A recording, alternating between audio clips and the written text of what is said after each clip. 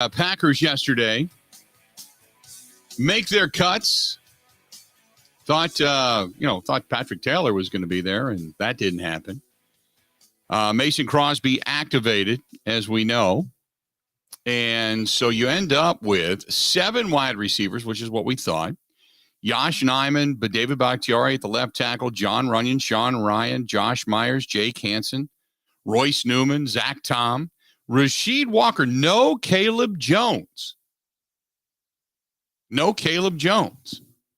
I thought for sure, with what we had a chance to witness in the preseason, he was going to stick around. But the draft choice, Rasheed Walker, gets the nod over Caleb Jones and Elton Jenkins. And maybe Caleb Jones then makes it over to the practice squad. We'll wait and see. You end up with the 4 tight ends. Tyler Davis, who we thought might not make it, did.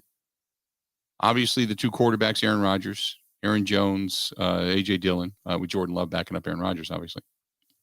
And then you've got Dean Lowry. No Jack Heflin. He got cut. T.J. Slayton, Devontae Wyatt, Jonathan Ford. Again, the 7th-round draft choice. He gets in. Jerron Reed and company. Preston Smith, Jonathan Garvin, who I thought played well at times, along with Chris Barnes. Kingsley Engambare, the 5th-round draft choice. Devondre Campbell, Quay Walker. Isaiah McDuffie proved enough. He made it. He put on a display, especially in that Saints game. Rashawn Gary, Nalia. Then you got Shamar Jean Charles, Tariq Carpenter, Dallin Levitt, Micah Abernathy we thought would make it only for the fact that he just played so well and was like just sometimes being in the right place at the right time and being around the ball, that's all you need. Creates opportunities, and he took advantage of it. Kason Nixon. We talked about that yesterday. You figured he was going to be here because Bisaccia wanted him because he's a better special teams guy. But it does leave you, when it comes to your cornerback position, you got Jair, Eric Stokes, Rasul Douglas, Shamar Jean Charles, and Kason Nixon. Those are your guys. Pat O'Donnell, Mason Crosby, Jack Coco. That's your process. And then right now, your at least your depth chart says Amari Rodgers is a returner, but we'll wait and see. That's how things shake out. So, Ben, anything surprise you yesterday in the way the roster is now shaken out and the cuts that were made? Yeah, the Yankees signed Chichi Gonzalez yesterday. There you go. The show. All right. Now, only keeping 2 running backs as of now was a bit surprising. I thought either Goodson or Taylor would make it. They didn't. Aside from that, I mean, we kind of saw the writing on the wall throughout yesterday of what they were going to do. I personally am not the biggest fan of Tyler Davis, but all indications were he was going to be kept. The rest of it kind of makes sense. I like the 10 offensive linemen. And then when you go into the secondary, they're so good at the top that I don't think you needed all of those depth guys. Interesting. They only stuck with 2 running backs. I thought for sure they'd keep 3, but they need now. Again, it doesn't mean that one or both of those guys don't end up on the practice squad, but just in case. But I was a little bit surprised they only kept 2 running back, which was a little interesting. Brewers fall yesterday, somewhat to the Pirates. Man, it's just is your faith pretty much gone when it comes to the Brewers? Yeah. I don't know. It's tough. They are so bad at beating bad teams that I just cannot wrap my head around how good they are. So the only thing I'm hanging my hat on as of today is those horrible teams that they can't beat won't be in the playoffs. So if the Brewers make the playoffs, then maybe a run could be there because they won't have to play the Pirates. I can't fathom it. Just how bad they are against bad teams. Just stymies me, man. Anyway, that being said, by the way, O'Neal Cruz, holy mackerel, he beats the absolute hell out of the Brewers, doesn't he? The rookie shortstop at it again last night. 2 for 4 with a couple of RBIs, scored the go-ahead run in the 4-2 win. He ended the game, that strong throw from second to complete the double play. And the comeback attempt by the Brewers was then done. He has 6 homers, 16 RBIs in 46 at-bats against the Brewers. He has 5 homers and 19 RBIs in 163 at-bats against everyone else. Jeez. My God. He just beats the hell out of the Brewers. Colton Wong went yard last night. That was kind of the highlight. That was, Craig Counsell says, clearly we've got to figure something out because we're not doing good enough. Okay. It's uncanny. He's just beating the hell out of the Brewers. So the Brewers fall back at it again today. Now we wait and see what happens. If by chance they are able to get a win. That's a 1:10 start time today. So by the way, if you'd rather stick with the program, listen to many things, Badgers, Packers, and such, stick with us and download the app on whatever mobile device it is you have.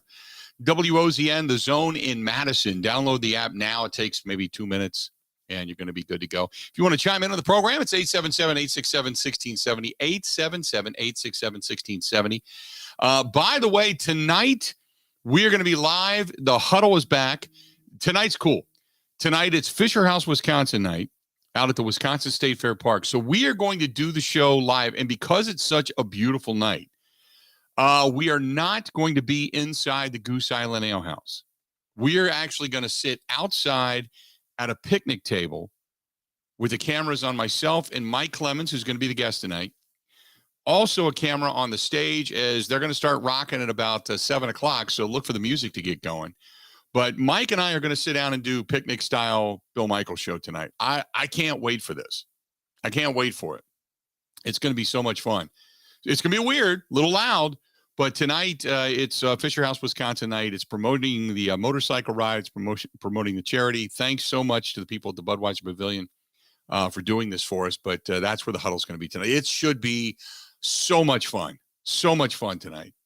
I absolutely love it. I can't wait. I'm like, I've been like anticipating this all day.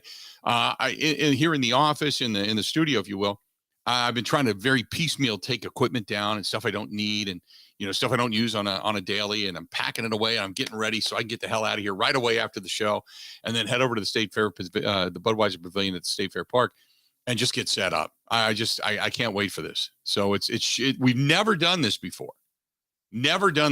So really looking forward to it coming up tonight. They expect about 5,000 people there. So, and by the way, it's $10 to park your car, free admission, motorcycles free. And we're going to be on stage tonight right after the show. Then get off the air. Thanks. Good night. Have a good one. And then we head up to the stage and we promote the motorcycle ride. Thanks to our friends at the Budweiser Pavilion and the Toys, obviously on stage tonight playing. So this is going to be a lot of fun. A lot of fun tonight. That's coming up tonight, 6 to 8 on many of these same stations. And also, don't forget, you can follow us and watch the program tonight. Subscribe for free on YouTube. Go to youtube.com/Bill Michaels Show, or just follow us over on the Facebook fan page, facebook.com/The Bill Michaels Show, and you're good to go. So, Ben, are you producing tonight or not? I will be there, yes. Okay. I'm actually, after the show today, going to the dentist for the first time in probably too long. Yeah. Yeah, that's, well, good luck with that, for lack of a better term. I don't think, though, there will be a picture on Instagram about swallowing a Twizzler or whatever that thing was. No, you weren't here for that, were you? You were on vacation when that happened. I saw the picture, though. The first time, not the second time, when Buffett came back for the makeup concert, but for the first time at the concert, we one of our friends, everybody brings something. When we take a bunch of people to the concerts, everybody brings a dish. What I do is I bring steaks, burgers, brats, and dogs, and then I cook. And we bring the condiments for all of that. Everybody else brings a dish, whether it's pasta, whether it's, dessert stuff, brownies, whatever. Everybody brings a dish.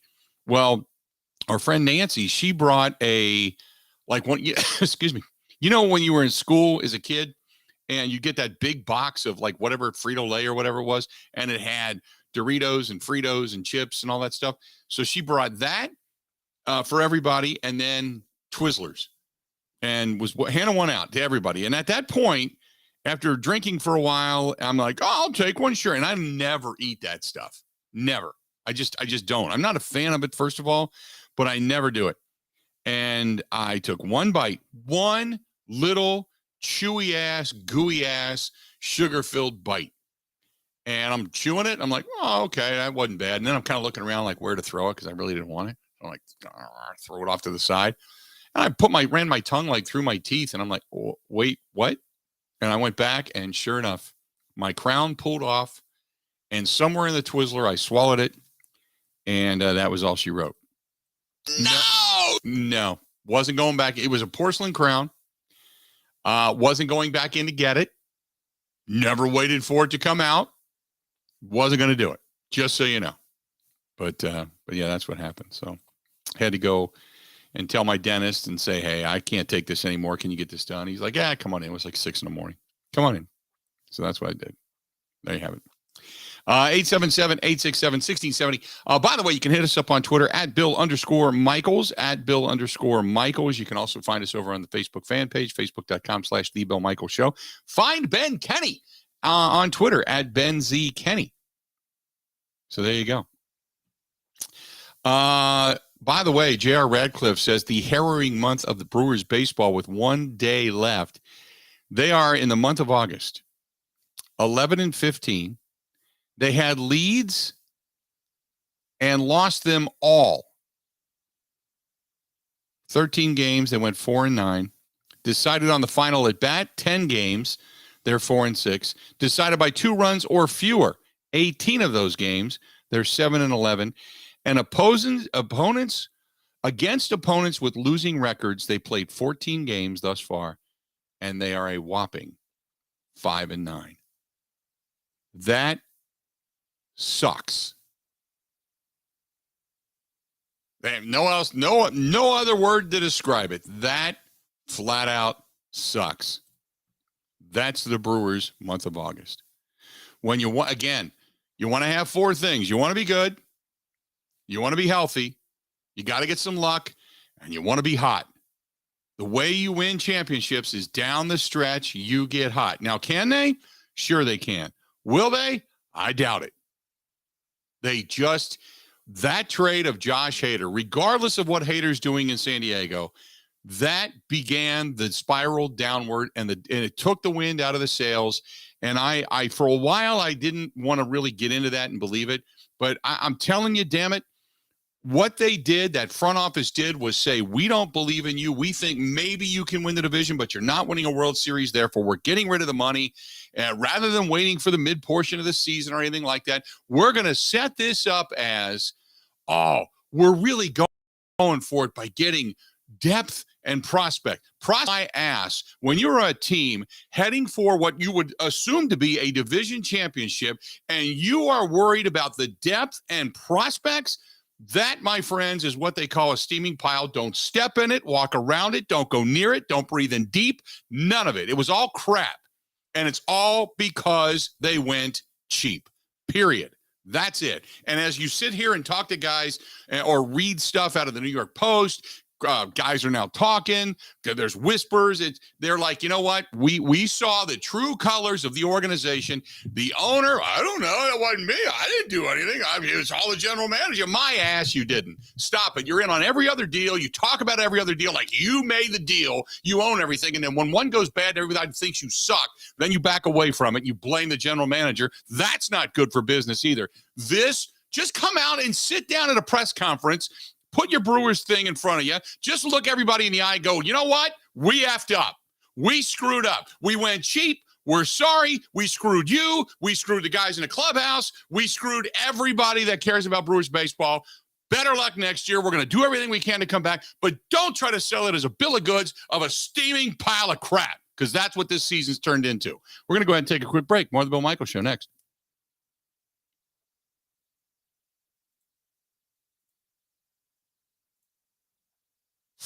Covering Wisconsin sports like a blanket, this is the Bill Michaels Show on the Wisconsin Sports Zone Radio Network. I give that a 2.99. Okay. Hey, Dad. What's wrong? That woman over there. Don't look. What did she do? She judged my dive. Gave it a 2.99. Isn't that weird? Hey, that's Gina Della from Pella. I'm going to find out what this is all about. Excuse me. Why are you judging my daughter's diving? I know who you are. I'm sorry? Judging? Yeah, she said you yelled out. Oh, no, I wasn't talking about her. I was finalizing this month's special at Pella Windows and Doors of Wisconsin. That's funny. What's special? Pay only 2.99% interest for 10 years. On new Pella windows. Really? 10 years? Yep. But it's the middle of summer. You can't get a deal on installing new windows during the warmest season. You can at Pella Windows and Doors of Wisconsin. Oh, 2.99. Dad? Oh, not you, sweetheart. The deal at Pella Windows and Doors of Wisconsin. 2.99% for 10 years. Visit PellaWI.com. Proof credit.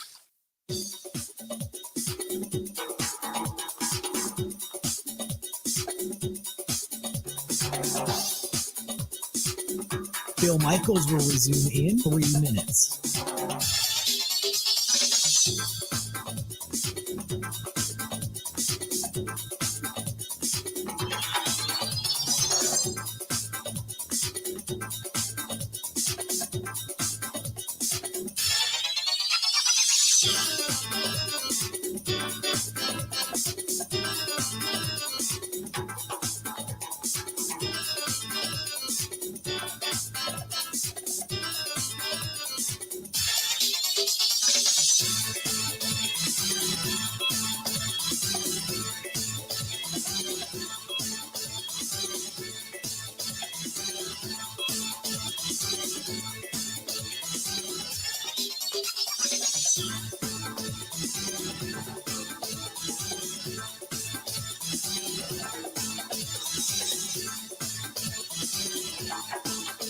Bill Michaels will resume in 2 minutes.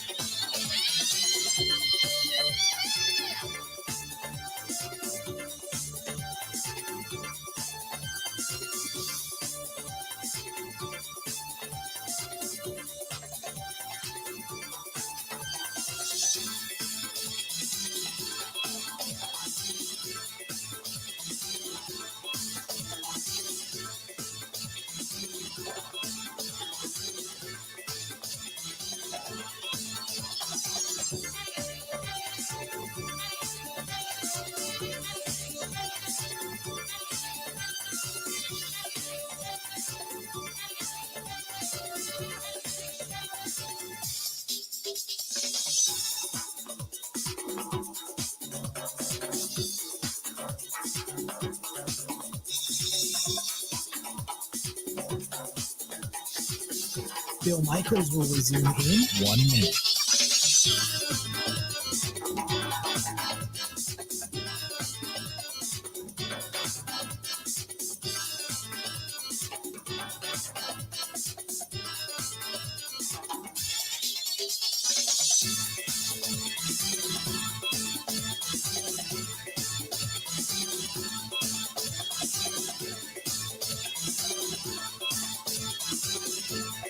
Bill Michaels will resume in 30 seconds.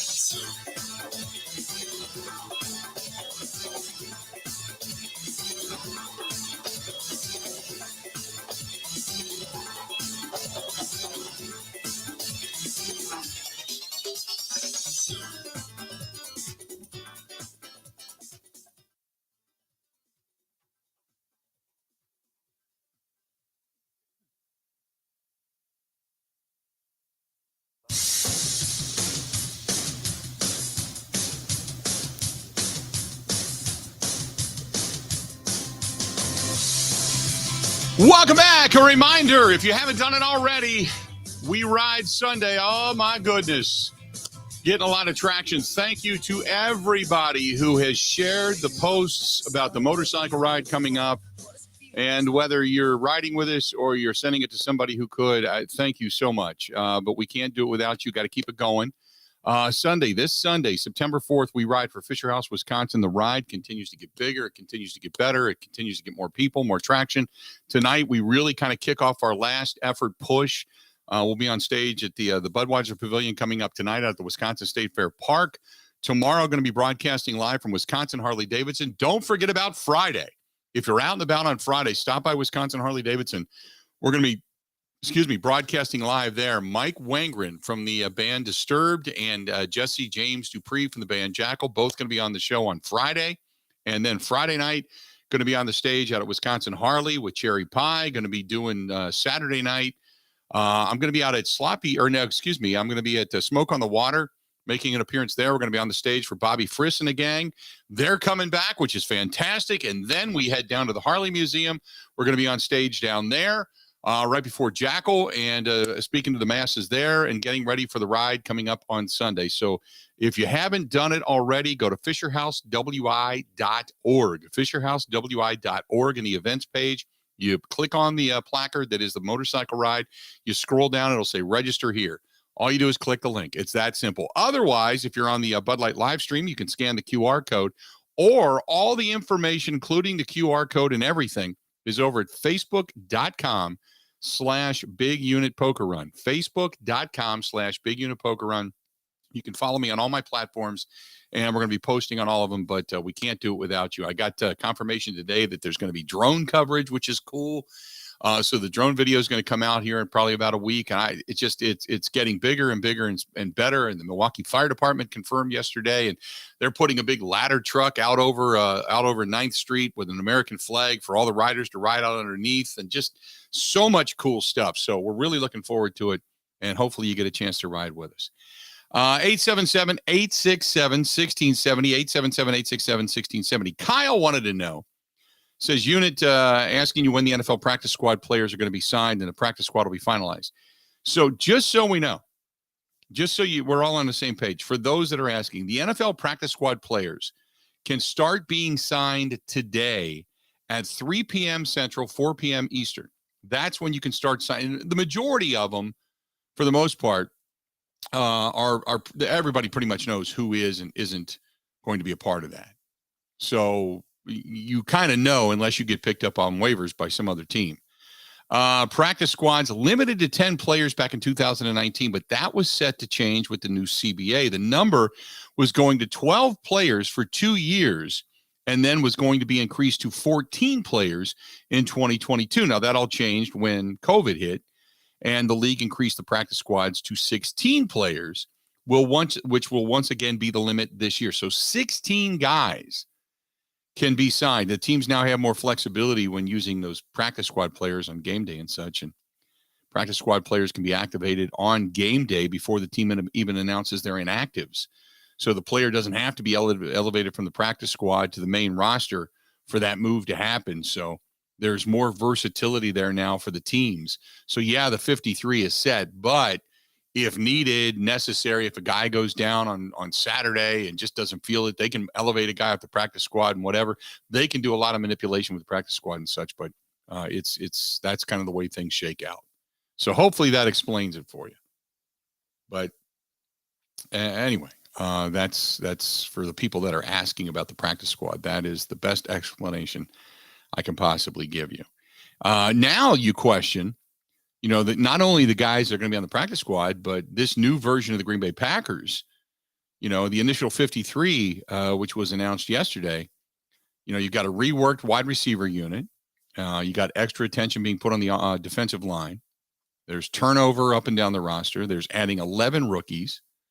And they kept, by the way, every member of this year's draft class.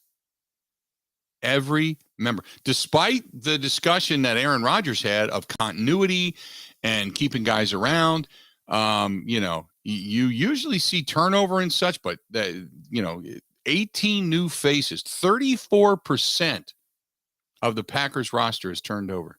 That's a pretty big amount. Micah Abernathy's made this team. Carpenter made this team. Coco's on this team.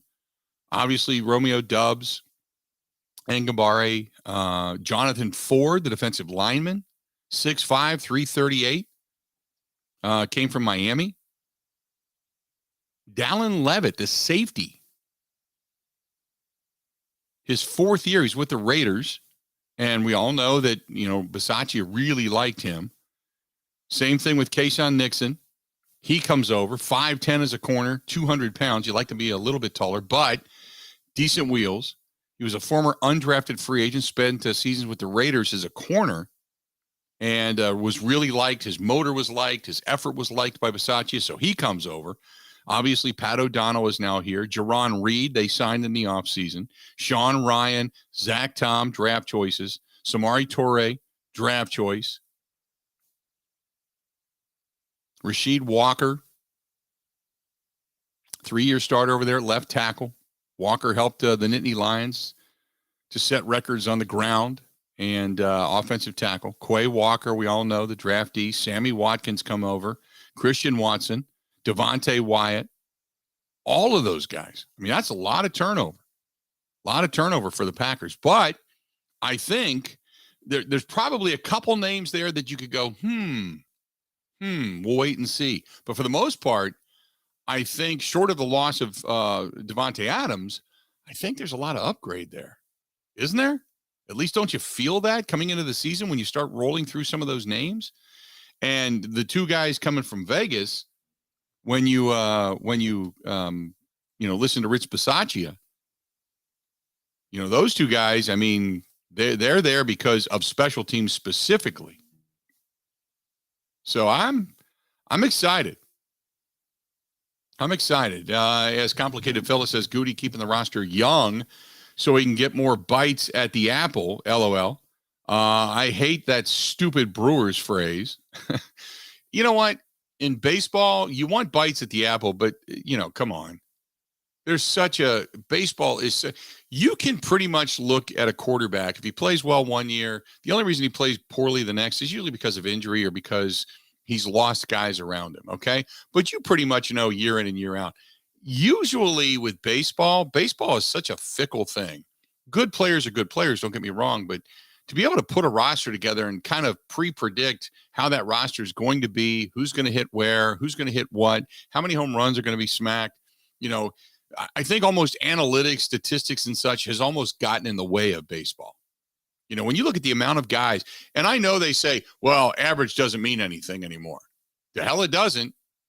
I would say overall offense, for the most part, down throughout Major League Baseball. And there's only a few guys hitting 300 or better.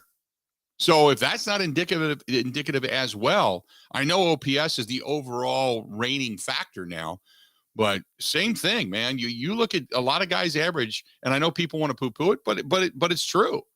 You're either a guy hitting the baseball and getting on base, or you're a guy either one, striking out, flying out, popping out, or maybe you're just hitting into bad situations, or maybe the shift has completely ruined you because you have the inability to go the opposite way. I think there is something to be said for all of those statistics now. Put them all together. 877-867-1670. Let's do this.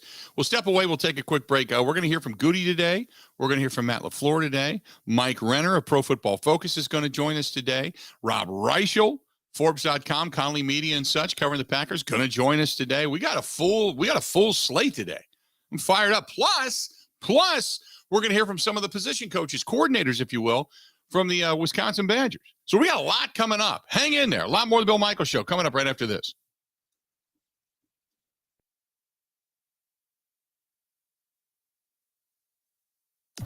Covering Wisconsin sports like a blanket. This is the Bill Michaels Show on the Wisconsin Sports Zone Radio Network.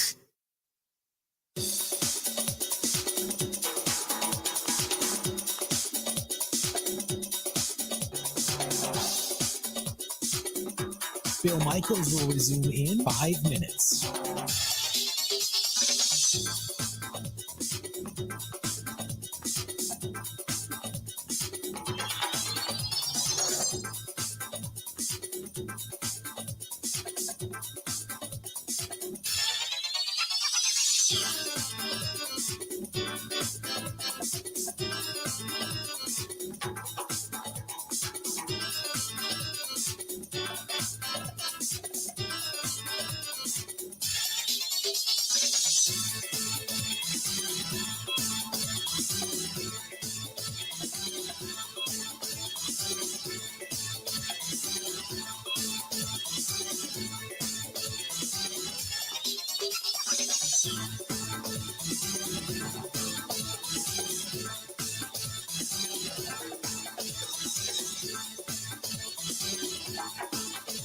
Bill Michaels will resume in 4 minutes.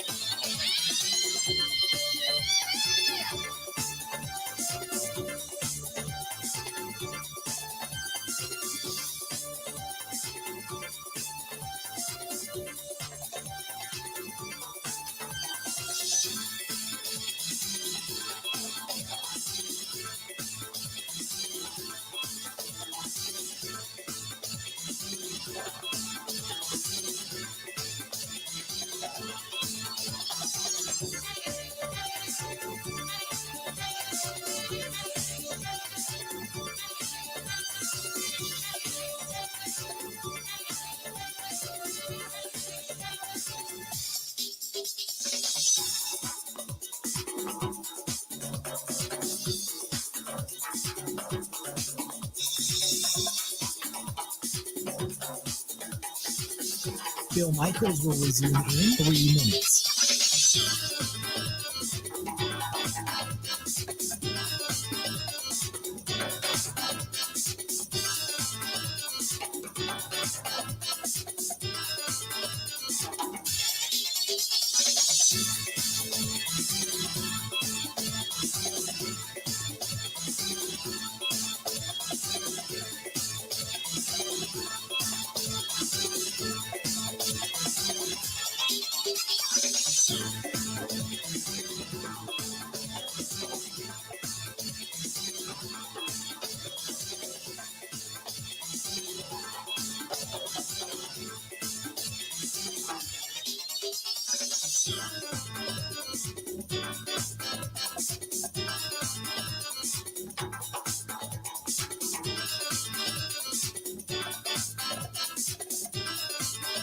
Bill Michaels will resume in 2 minutes.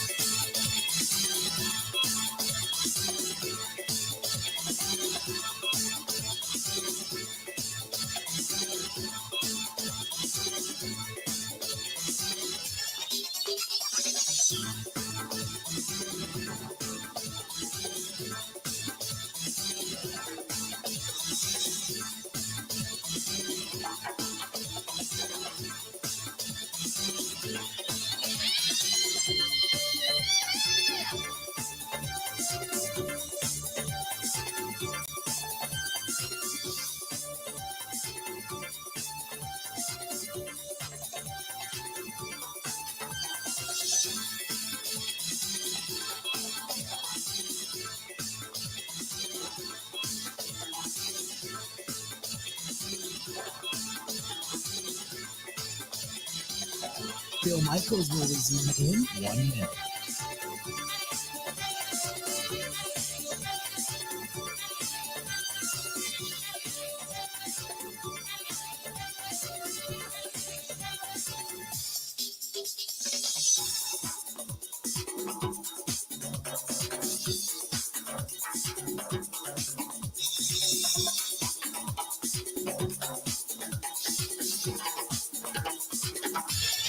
Bill Michaels will resume in 30 seconds.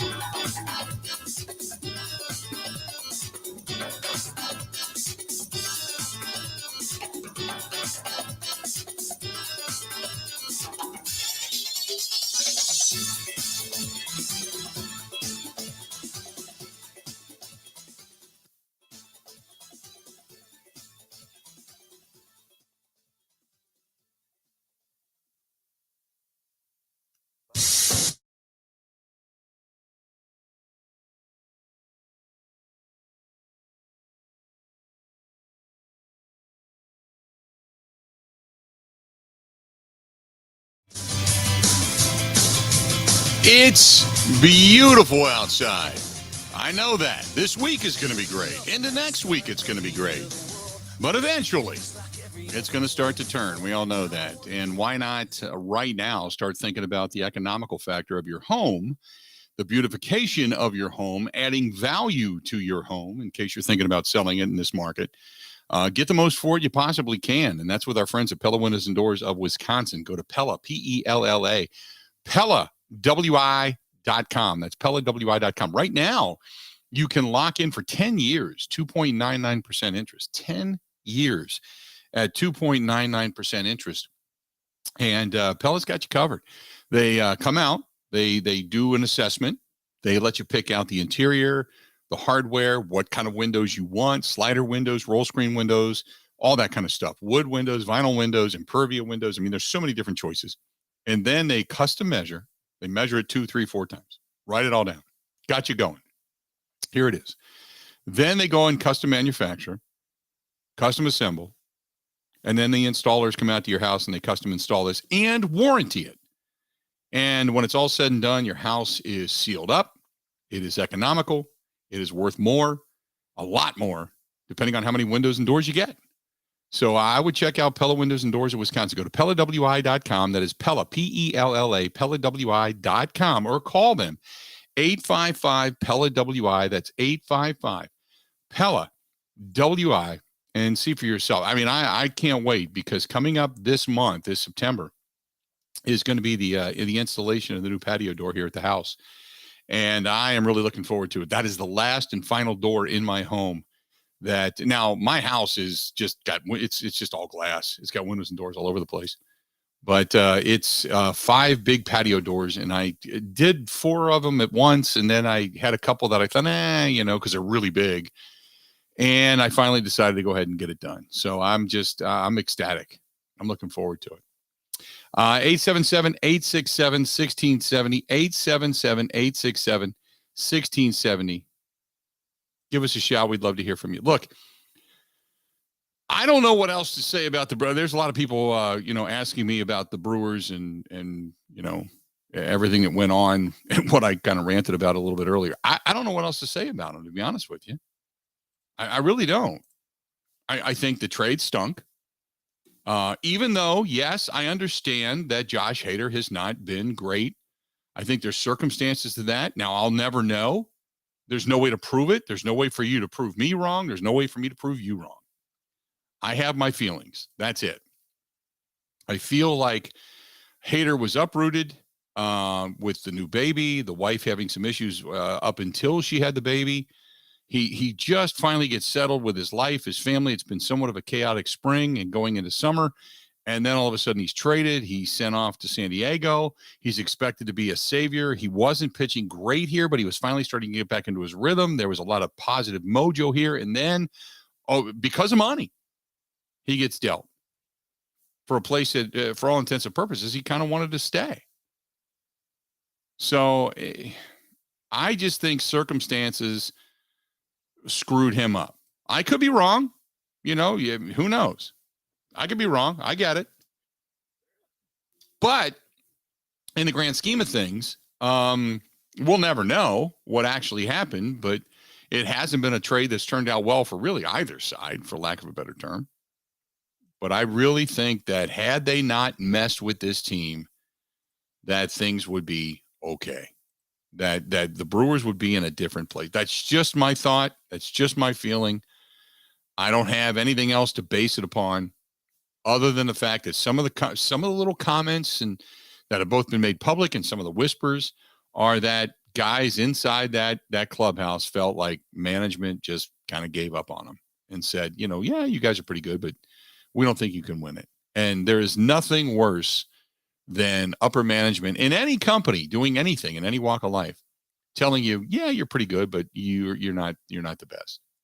And not putting the resources behind you to make you better or help you be the best.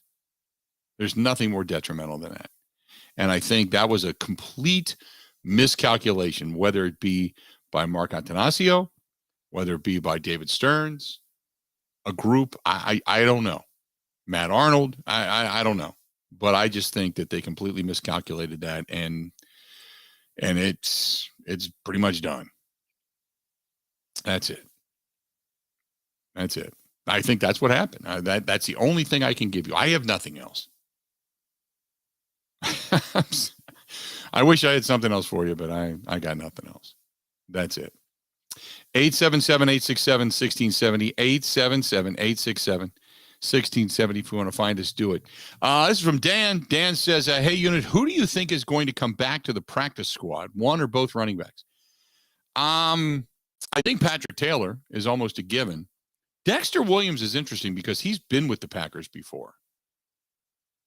He's giving you flashes coming out of Notre Dame.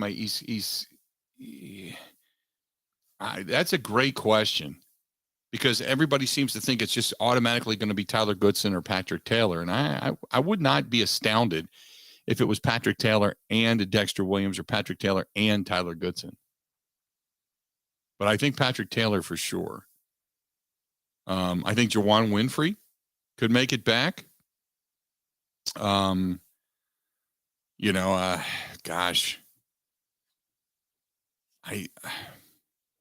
I'm sure there's a couple of guys that they cut loose. Jack Heflin could make it back. He showed some promise.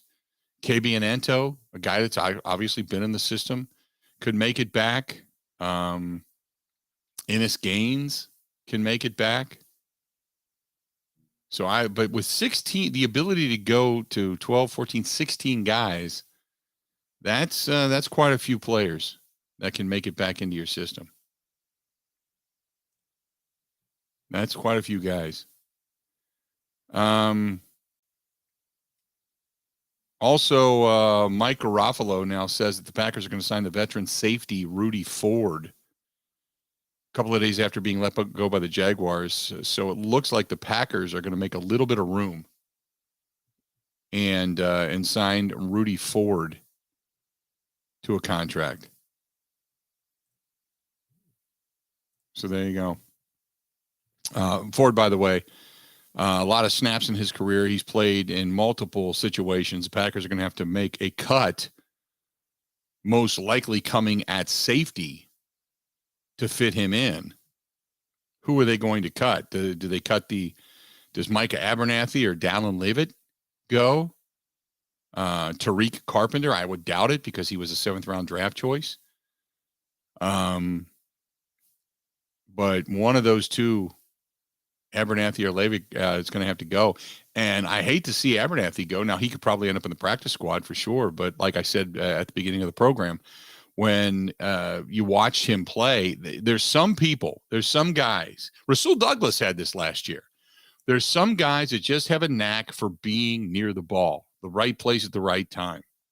It's not always going to turn out, and kind of equate to turnovers. But when they happen and the opportunities are there, these are the guys that find themselves in those situations to make plays. And so Abernathy, I really liked, especially what I saw him do against New Orleans.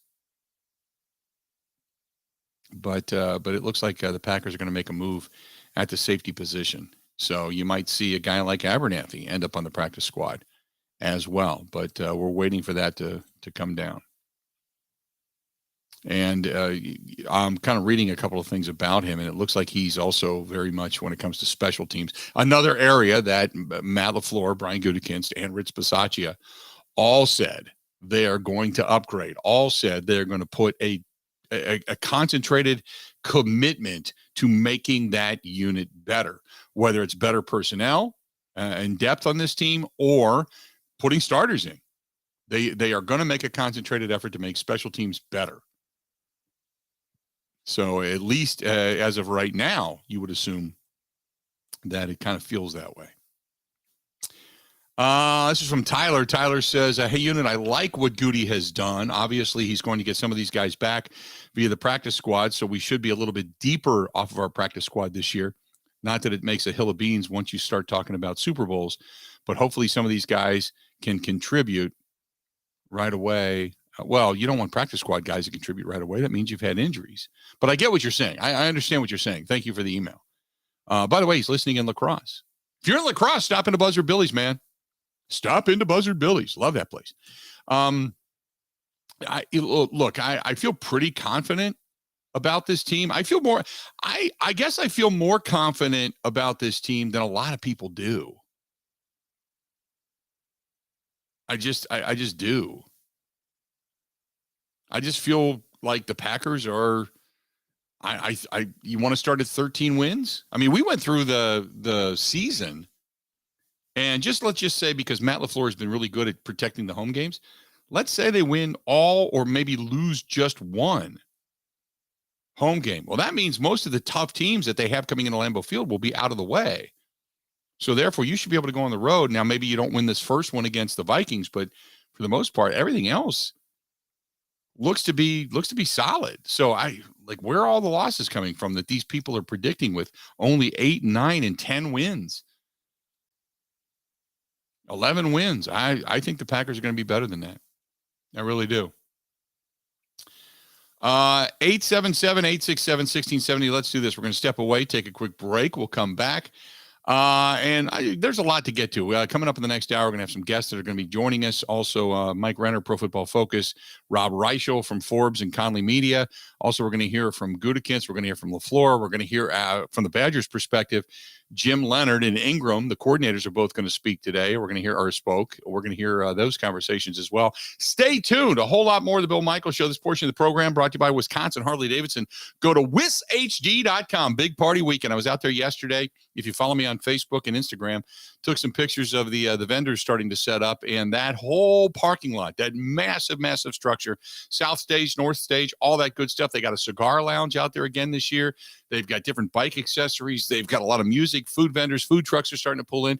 Wisconsin Harley-Davidson is your party place. No other place to go. Check out wishd.com. That's wishd.com for all the details and all the info. More of the Bill Michaels Show coming up next.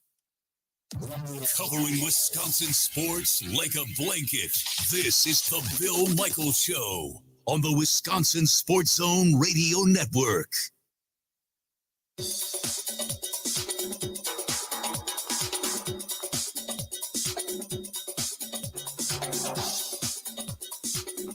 Bill Michaels will resume in 3 minutes.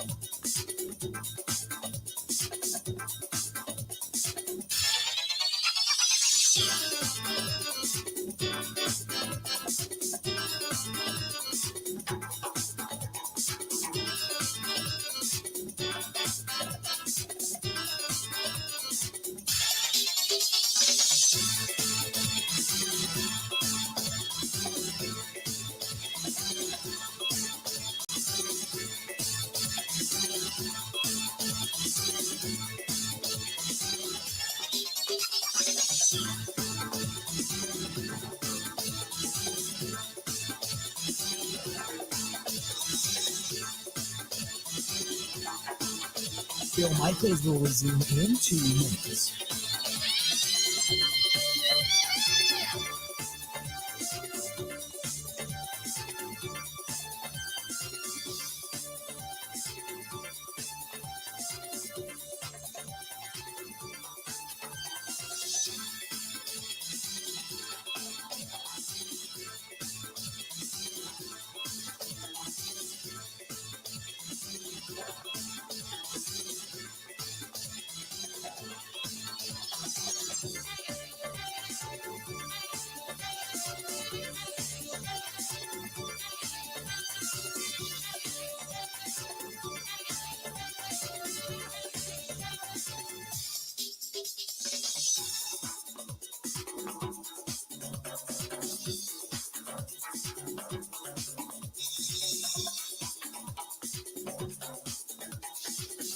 Bill Michaels will resume in 1 minute.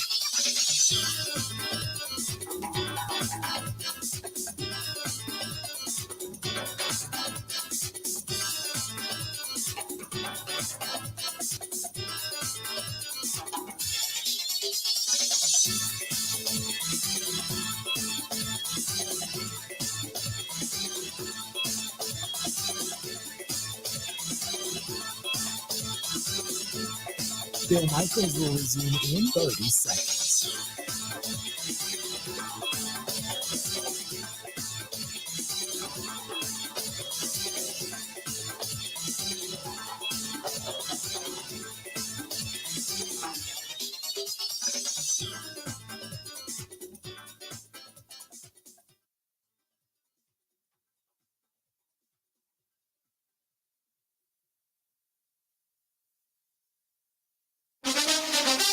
Now, in Green Bay, here's Mike Clemens. The Packers have their 53-man roster and held a walkthrough practice with the new team yesterday afternoon. Some surprise cuts included the release of running back Tyler Goodson, who had an impressive training camp and reacted to the team's decision. Yes, most definitely. I'm at peace. I think I've done everything I could do just to put an impression on the coaches and just to up my game. I feel like for me, the biggest thing I took away from this process is just be able to learn and listen. And I feel like once you learn and listen and be able to get comfortable in the position that you're in and find your role, then you'll be successful at what you want to do. The Packers also released running backs Patrick Taylor and Dexter Williams. On defense, the team had some tough decisions to make on the defensive line, releasing newcomer Chris Slayton and defensive tackle Jack Heflin, who played in 4 games last year for the Pack. You know, it's football and practice is hard, and all pros out here trying to make their impact on the front offices and try and make a team and just trying to improve and get better every day.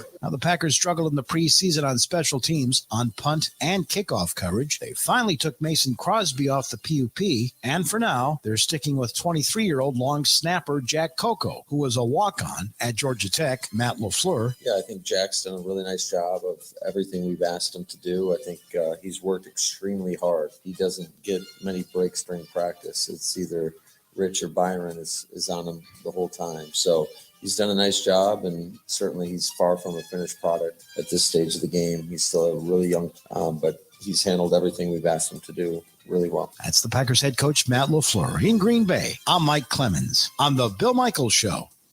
You got to hit it, bang it, rock it, put it in the pocket. Mike Clemens going to be joining us tonight for the Huddle. We are going to be live from the Wisconsin State Fair Park out in the main grassy knoll area right in front of the Cream Puff Pavilion. That's where you can find us tonight. The Huddle coming up 6 to 8 o'clock tonight. It is the final Wednesday night live out at the Wisconsin State Fair Park as summer begins to wind down. But it is the Toys Revisited, the Toys famous around the state of Wisconsin. And they're all getting back together. All the original members are going to be playing tonight, and it should be a good one out at the Wisconsin State Fair Park. Big crowd tonight. Look forward to seeing you out there. We're going to be on the air from 6 to 8. Music starts at 7. Free parking for motorcycles. For cars, $10. Free admission to get in. Should be a lot of fun tonight. And like I said, Mike Clemens going to be there on site coming up tonight. This one's from Bill. Bill says, hey, unit, love the program. He said, love the Packers talk and getting in depth. How many wide receivers do you think this team should have kept? Only 6 probably would get it done. That would fill up a roster. That would open up a roster spot to be filled by another running back. Thoughts? Who are you going to cut? Torrey? Because I think the odd men out would have been either Amari Rodgers or Samori Torrey. Christian Watson, you're not cutting. Romeo Doubs, you're not cutting.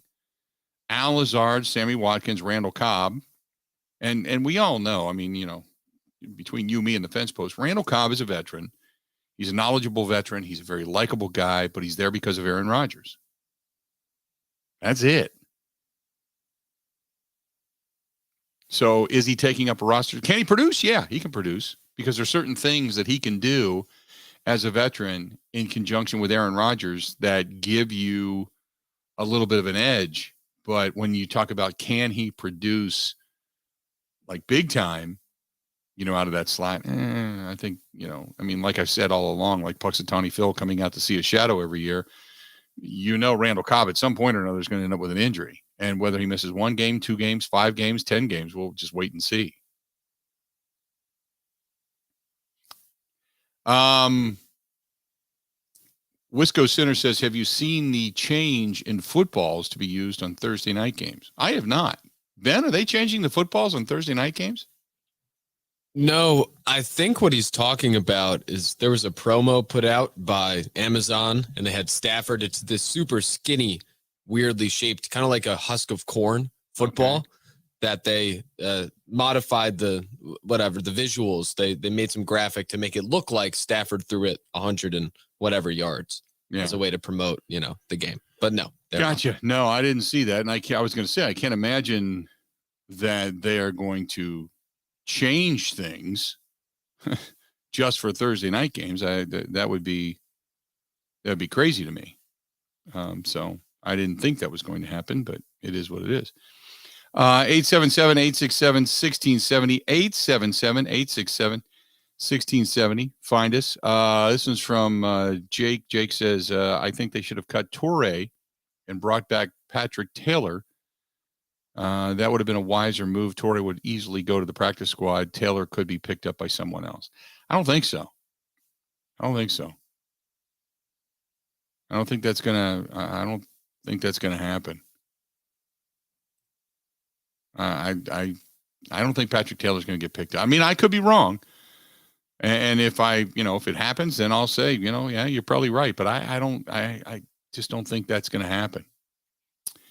By the way, a little piece of news and notes here real quick. The NFL season about to kick off. We all know that, which means ESPN is going to debut the league's highest profile free agency acquisition. Troy Aikman and Joe Buck joined Andrew Merchant and John Arnand on the Sports Media Podcast. And they talked about the Monday Night Football booth and all that kind of stuff. And so I guess Aikman said, the reason I'm no longer at Fox is mostly due to the lack of communication, which is ironic since we're in the communication business, but that's the way it is. And after Aikman continued to answer with more than a 2-minute soliloquy explaining how much he appreciates working with Joe Buck, he also followed up asking, what the Hall of Fame quarterback meant by lack of communication. He said, I never had a conversation with Eric Shanks until he called to congratulate me on the ESPN contract. I asked him specifically for some comment that I had heard that circulated and just got back to me, and he refused to answer those questions. Joe had asked him the same question as to how did we get here, and he refused to answer those questions as well. I've got to be honest with you. In this business, I have run into, in a communication business, this is more secretive and more behind the scenes and more scumbag lurking people and backstabbing and it's true. When it all comes down to it and you leave and you're at another place and you're in a great circumstance, but you look around, you're like, how the hell did this happen? And it's all because of lack of communication in the communication industry. And that's the reason Joe Buck and Troy Aikman are now with ESPN. Stay tuned. More of the Bill Michaels Show. It's coming up next.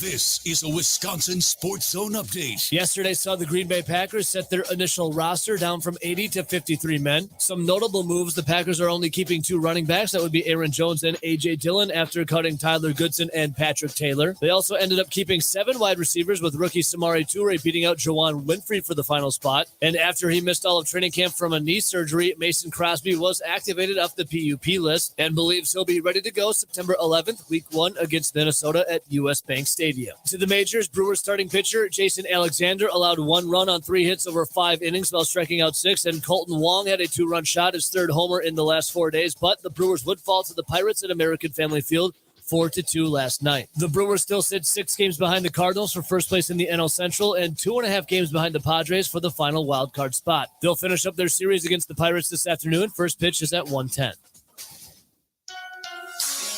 Rural Mutual Insurance, keeping Wisconsin strong. All business owners want the same thing, to make their business succeed. At Rural Mutual, they help that happen. As the 3rd largest writer of commercial business in Wisconsin, they take the time to learn your business so they can properly protect you. Call your local agent today or visit ruralmutual.com. Rural Mutual Insurance, keeping Wisconsin strong. Following the loss of backup quarterback Chase Wolf to a knee injury, Wisconsin does not have its number 2 quarterback listed before its season opener against Illinois State. Here's more from OC Bobby Engram. Right now it's a competition. Those guys know it, and they're practicing hard, and it's a great opportunity for everybody to continue to elevate their game. So, right now there's undetermined. So we'll just kind of see how the week goes and how it progresses along. But those guys are excited about it and competing hard. For the Wisconsin Sports Zone Network, I'm Ebo.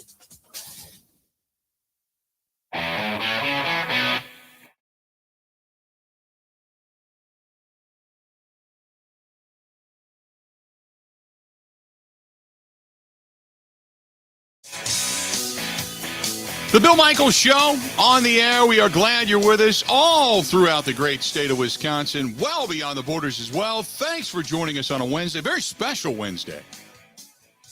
Very special Wednesday. Tonight, the Bill Michaels Huddle is back. Wednesday, our second Wednesday night.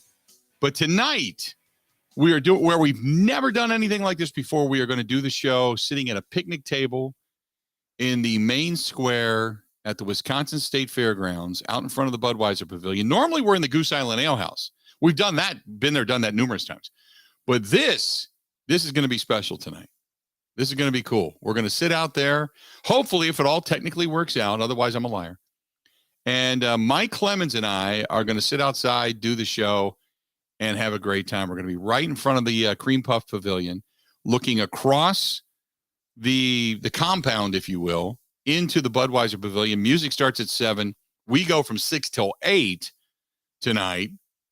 And parking $10 for cars, $0 for motorcycles, $0 for admission.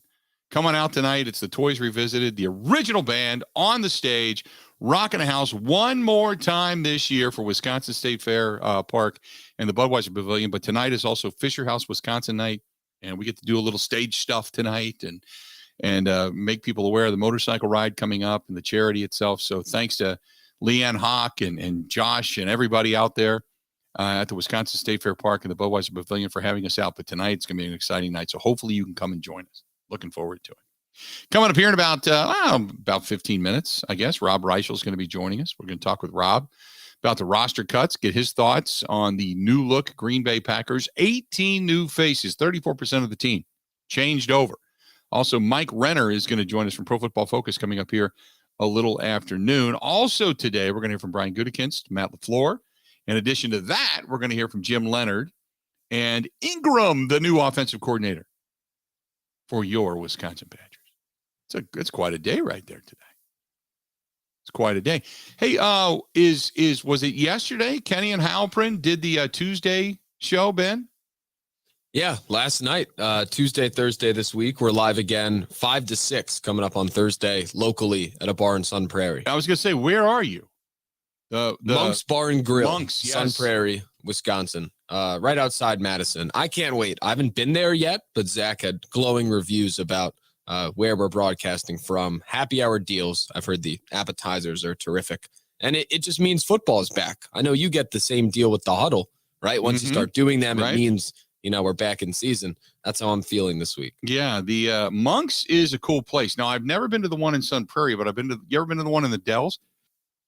I've not. I've heard a lot about it. Yeah, the one in the Dells I've been to. That is that's a good time too. I've stayed there at the Wilderness a couple of times, which is right across the street. And then there's the steakhouse that's right in front. And I've walked that strip a couple of times just for the fact that once I drove across the street, I was not in shape to be then driving back home. So I thought, well, I'll get up tomorrow morning and go get my car. Not that I'm a booze hag or anything, but it's happened and I've used some responsibility. But yeah, it's a good place. Good place. Monks is a good place. So you're going to have fun, no doubt. So that's coming up tomorrow night. Tonight we got the huddle. Last night we had the first version of the Tuesday Kenny and Halprin. So a lot of good stuff going on. So what was the big topic du jour last night on the Kenny and Halprin show regarding the Wisconsin Badgers? Well, we talked about Wolf's injury in the depth chart, but unlike the Packers, when they go into week 1, like that's, the real regular season. They face the Vikings right away. It's a big game. For Wisconsin, they're playing Illinois State. It's an FCS team. Right. It's kind of a preseason week 1 feel, at least, entering. So we talked about what we're going to learn or what we think we can learn, at least in the matchup. I know there's a lot of discussion regarding the point spread. Would you take the over? The point spread's funny. It's a 33-point spread. Wisconsin's favored. The over-under is 38.5, meaning they're projecting like 36-2 in theory. I would take the over. I think they're doubting Wisconsin's offense. In a way, it's just weird. They're not projecting Illinois State to score at all. Boy. I would take the under on the point spread. And I would probably take the under I would take Illinois State to cover, and I would take the under. And here's the reason why. Until I see the Badgers put up points fluidly, as much as I say, I don't think Illinois State is going to even sniff the end zone, and if they do, it's maybe once. I still don't have a lot of faith in the offense. I think the offense run game is going to be huge, but until Graham Mertz comes out and gives us one of those, I'm going to show you what I got. I'm going to light it up. I'm not going to make 2 or 3 dumbass throws, turn the ball over. Until I see that, I can't take the over. Now, maybe you use that as fodder. I don't know if there's anybody over there at UW-Madison listening. Maybe they just say, hey, this is what was said on the show. But until I see it, I mean, I think they're going to win the game. Don't get me wrong. But until I see, do you have faith? Would you take the over? I would take the over just because, I mean, it's Illinois. They're an FCS team, right? And they're like the 40th ranked FCS team. So I think Wisconsin can score at will. The thing that would work against them is come midway through the third quarter, if the Badgers are up 3-4 touchdowns, we'll see the second unit come in. I don't see them maybe scoring a lot. But if Wisconsin wanted to, I think they could win by 50. Now it's early in the year, and this is a great question, Julia. Julia says, for rankings, do the Badgers have to run it up? Early in the year, no. Early in the year, no. If this was, say, a game in week 7 or 8, yes. Even if it's against a crap team and you just want to get your second, third, fourth string guys some looks, but you got to run it up. But the first game of the season, no. Sitting at number 18, if they win by 20, if they win by 17, if they win by 40, they're probably going to stay right about the same. But let's say this is November 15th, which is when they would probably, who are they going to play then? I think it's Michigan State at Michigan State. Say it's week 7 or 8. Then, yes, they'd have to run it up against Illinois State. They'd have to beat them by 60 to move up in the rankings. But right now, I don't think so. Good question, though. I mean, it is good. There is some sense of security with Wisconsin. It's not like they are Ohio State, where running it up is more important. Their path is clear.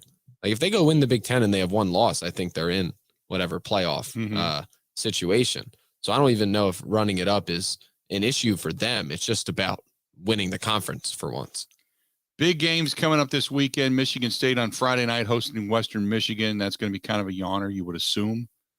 Thursday night, you got number 12 Oklahoma State hosting Central Michigan, number 17 Pittsburgh, which I think Pittsburgh might be a little bit overrated at 17, taking on West Virginia. Wake Forest taking on VMI. That's all coming up on Thursday night. So we got Thursday night football back in the college ranks.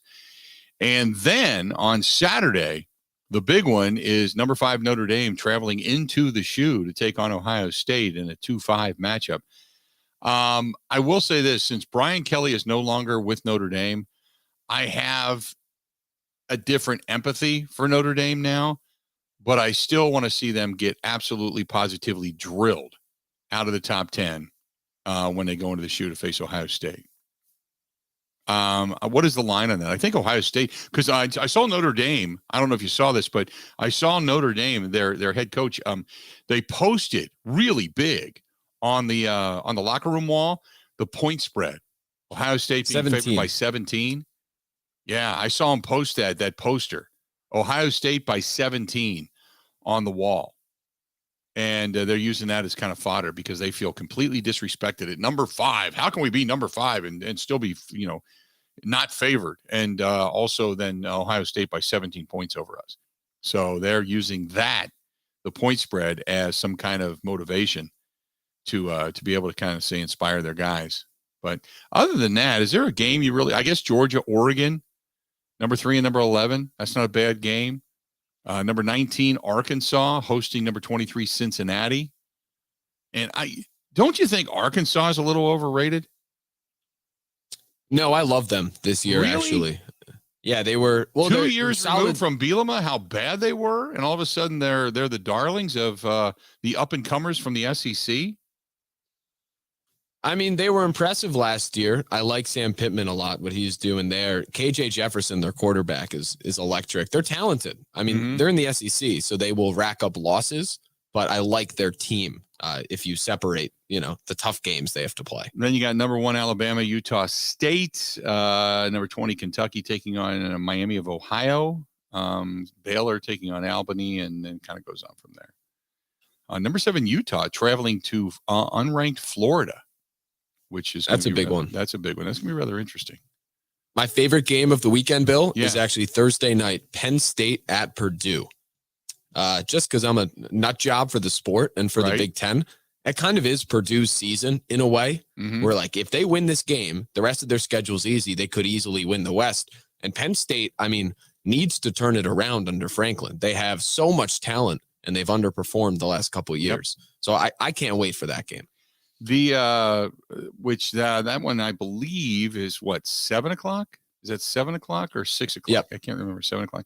And then you got New Mexico State traveling to Minnesota. That's all taking place on Thursday night as well. We didn't even talk about Wyoming and Illinois. Wyoming, not much of a fight. A couple of field goals. That's all they could muster early on in that game when it was 7-3. And you thought, okay, Wyoming's kind of hanging on. And then Illinois just kind of busted it open in the second quarter.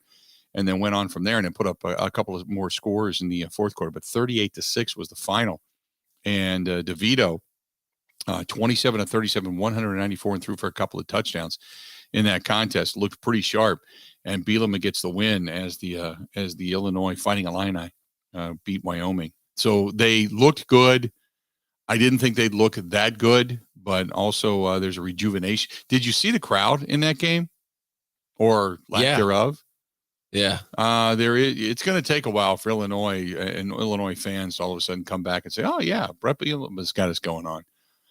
But then again, Northwestern gets the – how about Northwestern beating Nebraska? We haven't even talked about this over in Ireland. And again, Nebraska, all the pomp, all the circumstance, and sure enough, Northwestern beat them. Beat them by a field goal. I was grinning ear to ear. Just loved it. Did you watch any of that game?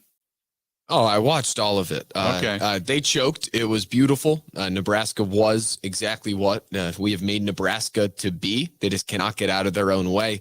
That game was kind of the perfect gateway drug for me to get into the college football season, except it might have given me too high of a high, right? Yeah. Where a lot of the games might not live up to that. Right. Because that was unbelievable. They made Northwestern look competent.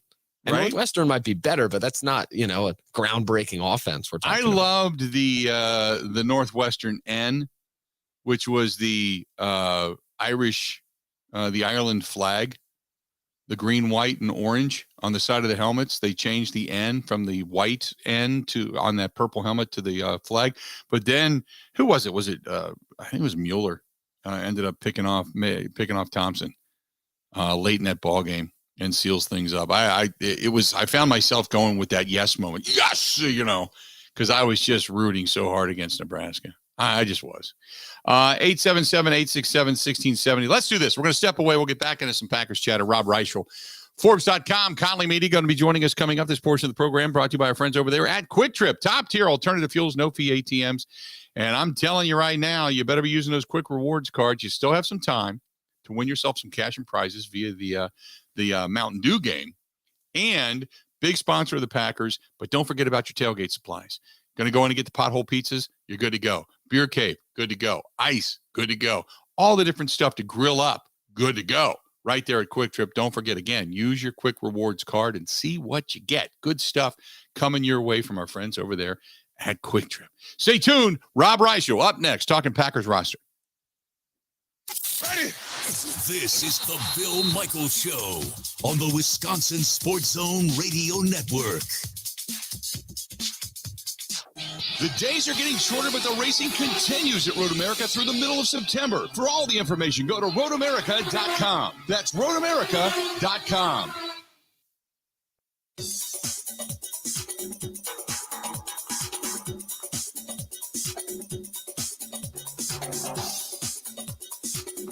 Bill Michaels will resume in 3 minutes.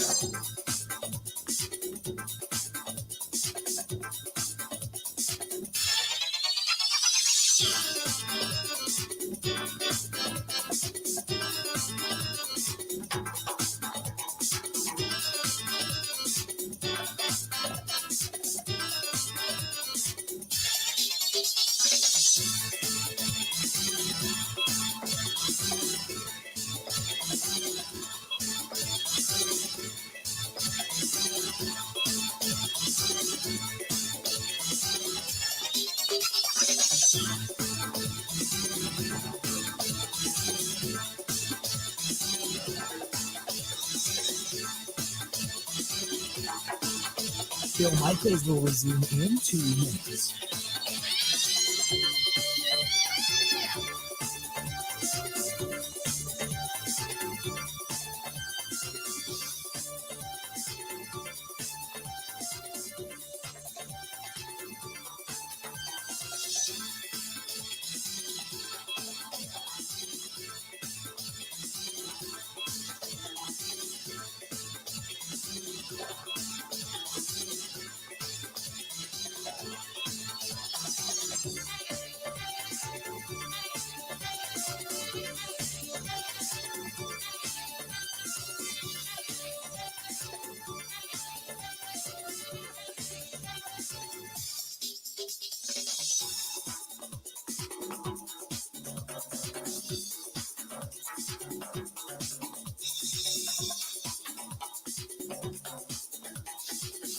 Bill Michaels will resume in 1 minute.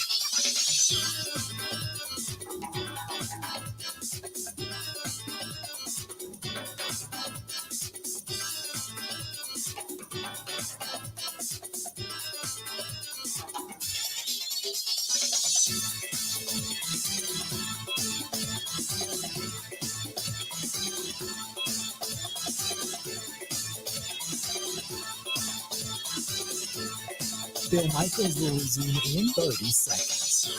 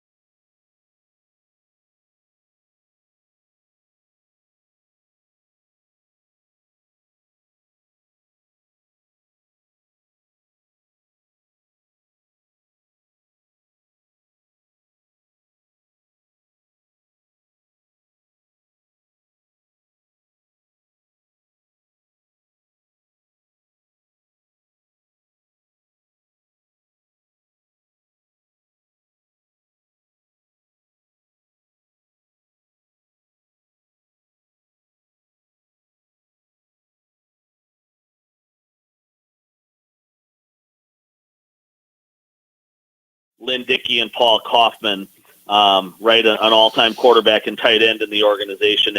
Nothing like that. Nothing like 2016 when they waved goodbye to Josh Sitton. I mean, when the big names coming out are Jawan Winfrey and Jack Heflin, it's a pretty quiet cut-down day. And really, Bill, I mean, it was quiet around the league, right? I mean, if Marlon Mack and guys like that are the big names being released across the league, right? Or the Vikings cutting a backup quarterback, or the Saints making a trade with a safety. It was a pretty quiet day. I think by this point in time, Bill, teams are so good at figuring out their 53, getting contracts done in the off seasons, getting all their ducks in a row by June 1, that they're not going to surprise us like they once did with some of these cuts, on the last day of August or early September. And that's kind of what yesterday was, Bill. Overall, I thought kind of a non-eventful day in Green Bay and really around the league.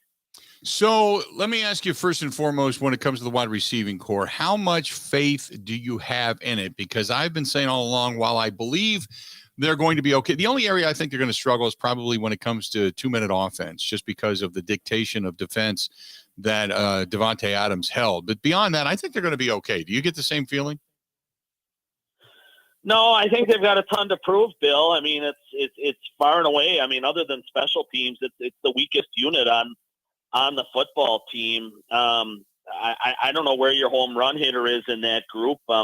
Cobb's 33 and hasn't made it through a season in a decade. Sammy Watkins is coming off a season where he had career lows in every single statistical category. And Alan Lazard, their quote-unquote new number one wide receiver, ran a 4.7 coming out of college. So I don't know who's going to take the top off that defense until, they feel comfortable enough with Watson and Dubs to give them more snaps as the season goes on. And I think that's going to be the case, Bill. I think we might get to mid-season and the offense is averaging 22 points a game or something, which is, everybody knows that's a dramatically lower number than what an Aaron Rodgers-led offense is used to. And you'll start to see these rookies, take on a greater role and larger responsibility. But it's not going to be the case early. Aaron Rodgers made that crystal clear a couple weeks ago at his Wednesday, locker room session, Bill, when he kind of told the world, my starting, he called out Romeo Dubs and some of the young guys, and he pretty much said the guys he felt comfortable with were Lazard, Watkins, and Cobb, and those will be the three they probably line up with out of the chute up in Minnesota, Bill. I think you might not be wrong that the offense will be okay, but they're going to just do it in a different way. I mean, they're going to rely so heavily on these two running backs, I think, not just on the ground, but through the air, that let's just say let's say, Bill, for the first month of the season, they averaged 350 yards a game. It would not surprise me at all if the two backs are combining to average, let's call it 220 out of that 350, the better part of 2/3 coming from the running backs. And those guys are going to be Aaron Rodgers' security blanket right out of the chute. I don't think you're going to see Rodgers change as many plays at the line of scrimmage from run to pass. I think he's going to rely on the run game, and I think he's going to throw the ball to those two a lot, especially early in the season, Bill, while they kind of wait for these young guys to grow up. Let's go to the special teams because you mentioned that, so I want to touch on that. So a couple of guys from the Raiders follow Bisaccia over just because he wants those guys in his stable. He likes their motors, so to speak. But now that we've gotten – because we haven't really been able to take a good look at special teams because some of the guys or many of the guys that are playing it and we're fighting for jobs aren't here anymore. You know what I mean? So we really don't know what they have yet.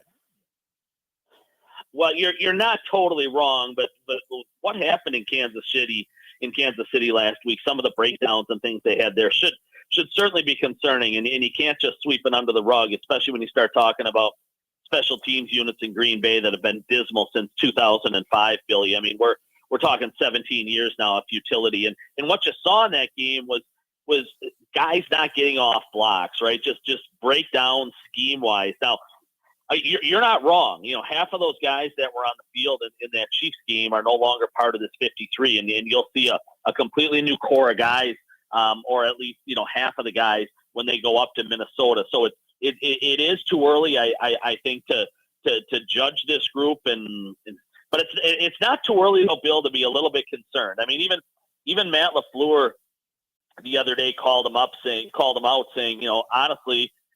I think his quote was, honestly, we're not even close to where we want to be, and Kansas City took it to us. And I'm sure Bisaccia would say the exact same thing, Bill. They're not where they need to be. You've got to remember the way last year finished. They weren't just 32nd, Bill. I mean, they weren't even close to being 31. I mean, so they had so much ground to make up. And I know they've changed some of the personnel, and he's got some guys that he's comfortable with coming over from the Raiders and stuff like that should help.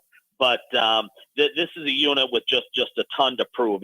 Bill, if we're sitting here in December and you and I are talking, and this is a mid-level unit, then they should probably give Bisaccia another $1 million on top of what they've already paid him. Because from where they're coming from, Bill, to where they want to get, again, even if they're middle of the pack and they just don't hurt the football team, that's a win these days in Green Bay.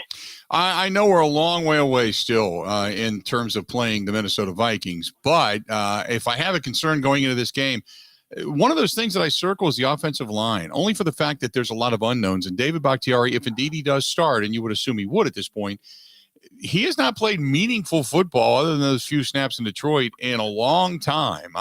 So to me, between him and Elton Jenkins, I think every time Aaron Rodgers drops back, I think we're kind of holding our breath. That's probably the biggest test and or question mark, short of maybe Mason Crosby's knee going into that game. Would you agree?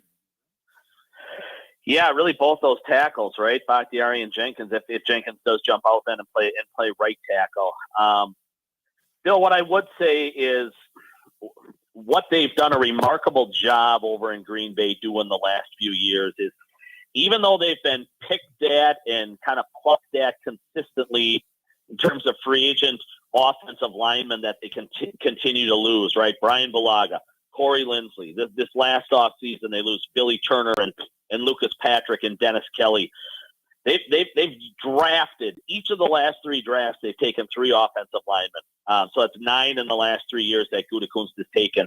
And even if they have to go a stretch at the start of the year without Bakhtiari or Jenkins, I'm telling you, Bill, there's 7 or 8 guys in that room that can start football games and are good enough to go win football games with. I have a hunch Jenkins is going to be ready and he'll go in week 1. Where exactly remains a mystery, largely because of Bakhtiari. You know, Bill, I'm of the mindset that until proven otherwise, I don't see Bakhtiari, starting the year, week 1 at left tackle up in Minnesota. Now he very well could, but it's one of those fool me once kind of a deals, because I've seen Bakhtiari so many times over the last year, Bill, where we have felt so many times he was close to being back and then he doesn't play. That if they take the conservative route with him again and he doesn't start in week 1, I wouldn't be shocked. But again, the good news for them there is a guy like Josh Neisman is proven. He's got 8 or 9 starts from last year and he held up extremely well.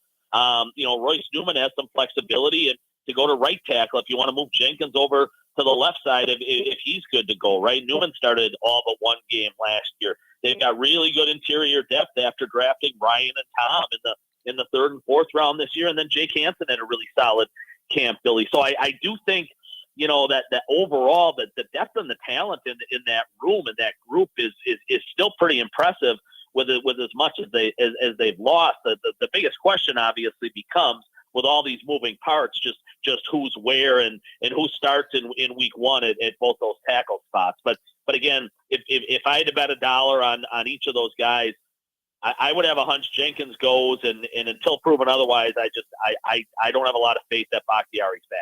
Talking with Rob Reichel from Forbes.com, Conley Media, at Rob Reichel over on Twitter. Real quick before I let you go, when you look at this defense, and there is a lot of speculation about this defense, about how solid they are, and obviously Rudy Ford possibly coming in. We're waiting to hear the confirmation on that. So give me your thoughts on how good you think or how excited you are about this defense.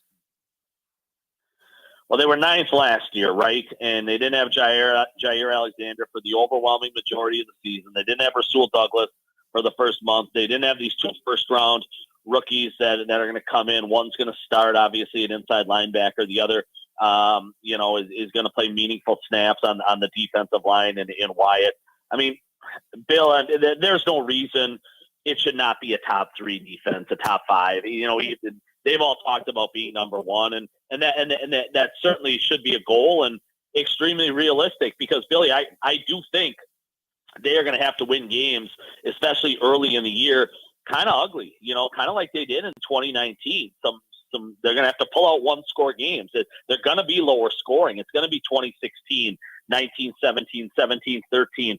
Those kind of ball games where the defense is going to have to take the ball away 2-3 times to set the offense up in solid field position. But Bill, when you examine this roster kind of top to bottom, and the fact that they have difference makers at every level, and then quality people around them, right? Starting up front with Kenny Clark and then just a lot of depth there. I'm on the record as saying I think Rashawn Gary's going to lead the league in sacks. And I won't run from that. We'll see how my prognosticating ability is, Billy, come December or January. But I think the guy's got a chance to push for 20 sacks.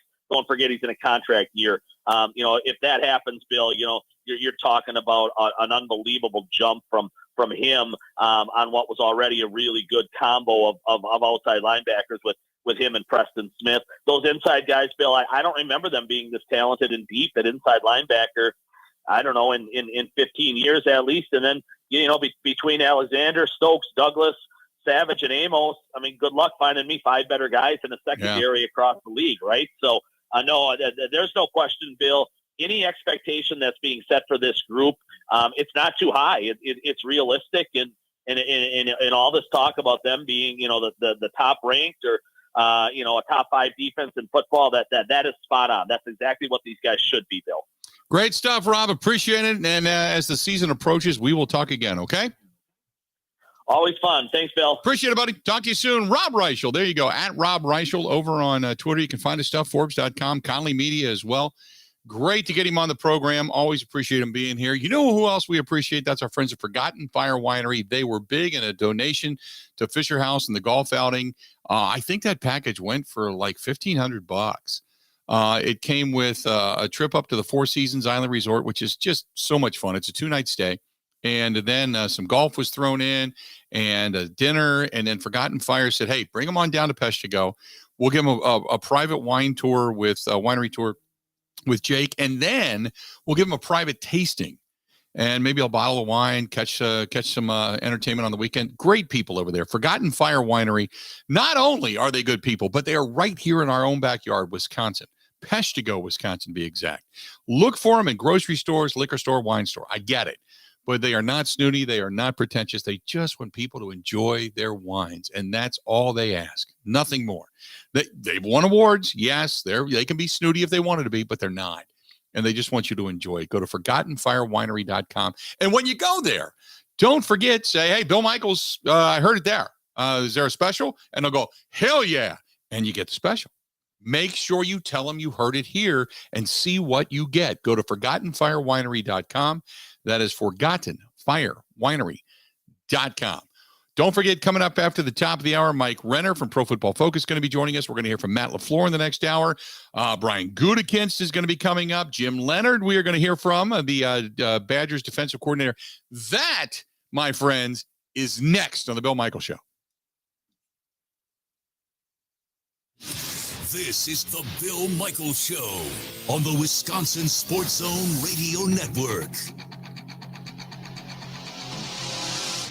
Get your grill on. How about those ribeyes, chuck roast, burgers, wieners delivered right to your doorstep? Go to ScholzieFamilyBeef.com. That's ScholzieFamilyBeef.com.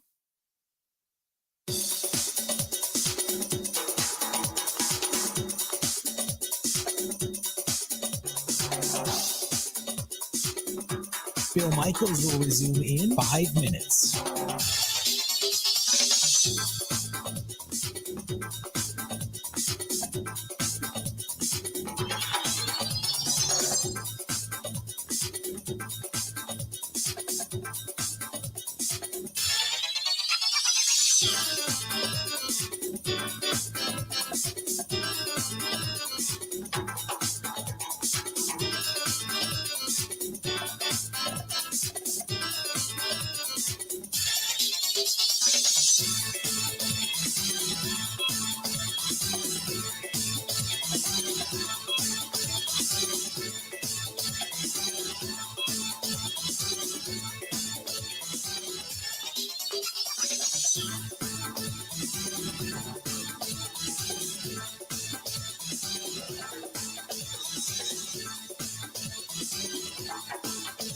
Bill Michaels will resume in 4 minutes.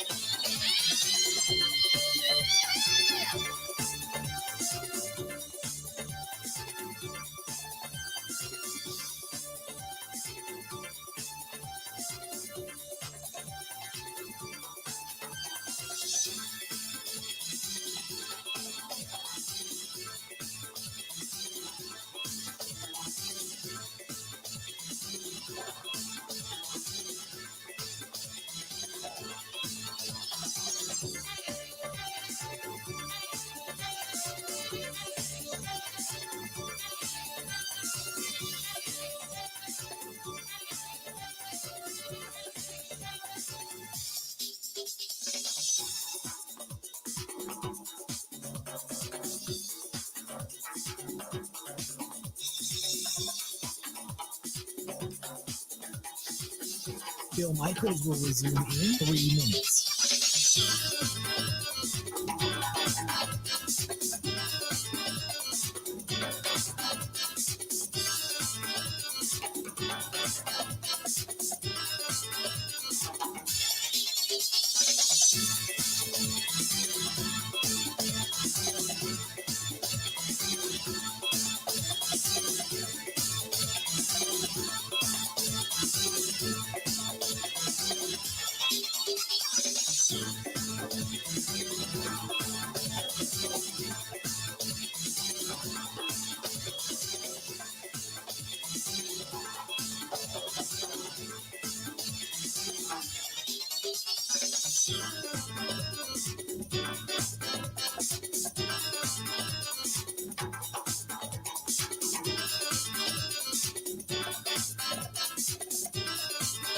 Bill Michaels will resume in 2 minutes.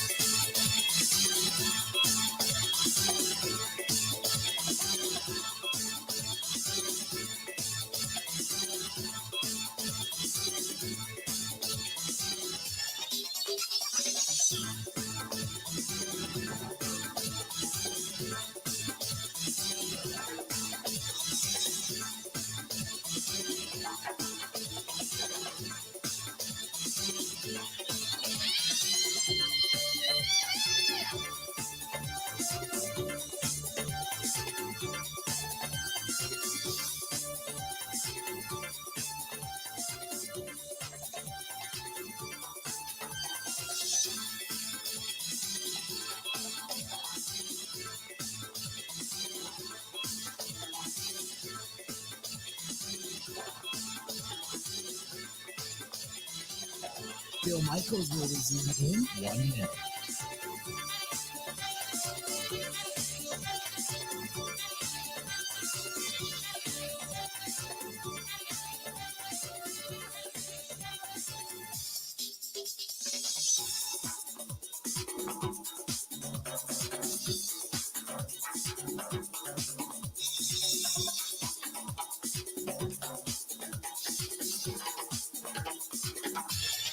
Bill Michaels will resume in 30 seconds.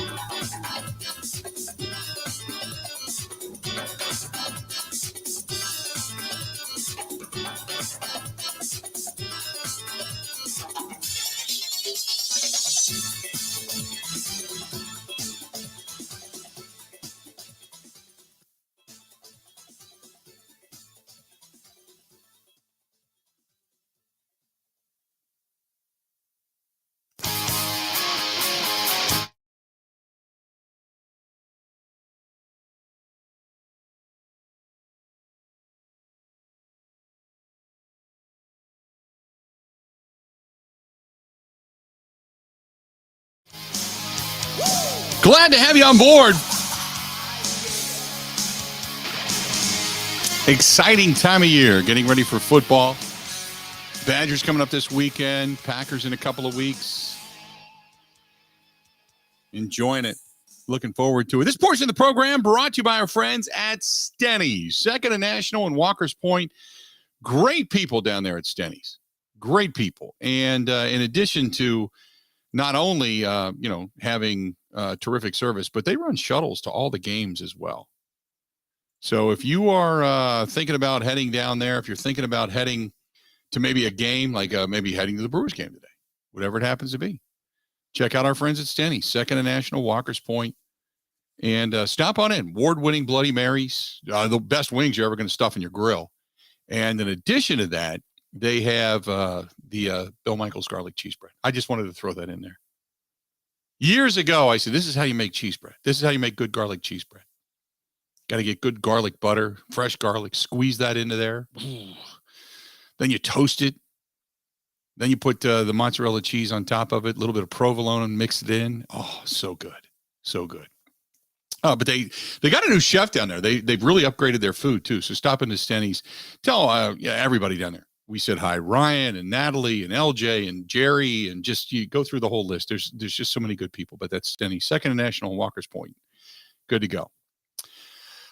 Jim Leonhard, defensive coordinator for your Wisconsin Badgers, spoke to the media and talked a little bit about the upcoming game this weekend, about the look for his team, for his defensive unit. So we'll get into that coming up here momentarily. And we'll talk a little bit. Well, we'll hear from, I shouldn't say we'll talk, but you'll hear some of the Q&A back and forth with Jim Leonhard. That's coming up. Also, by the way, the Texans are claiming the former Buccaneers wide receiver, Tyler Johnson, per Adam Schefter. So just an FYI. That's going down too. So there are some teams that are claiming guys right now off of waivers, putting them back into their system. And then coming up today at 3 o'clock Central Time. 4 o'clock Eastern Time is when teams can start signing practice squad players as well. So Jim Leonhard talked about his role keeping that defense, that high-level defense, year in and year out.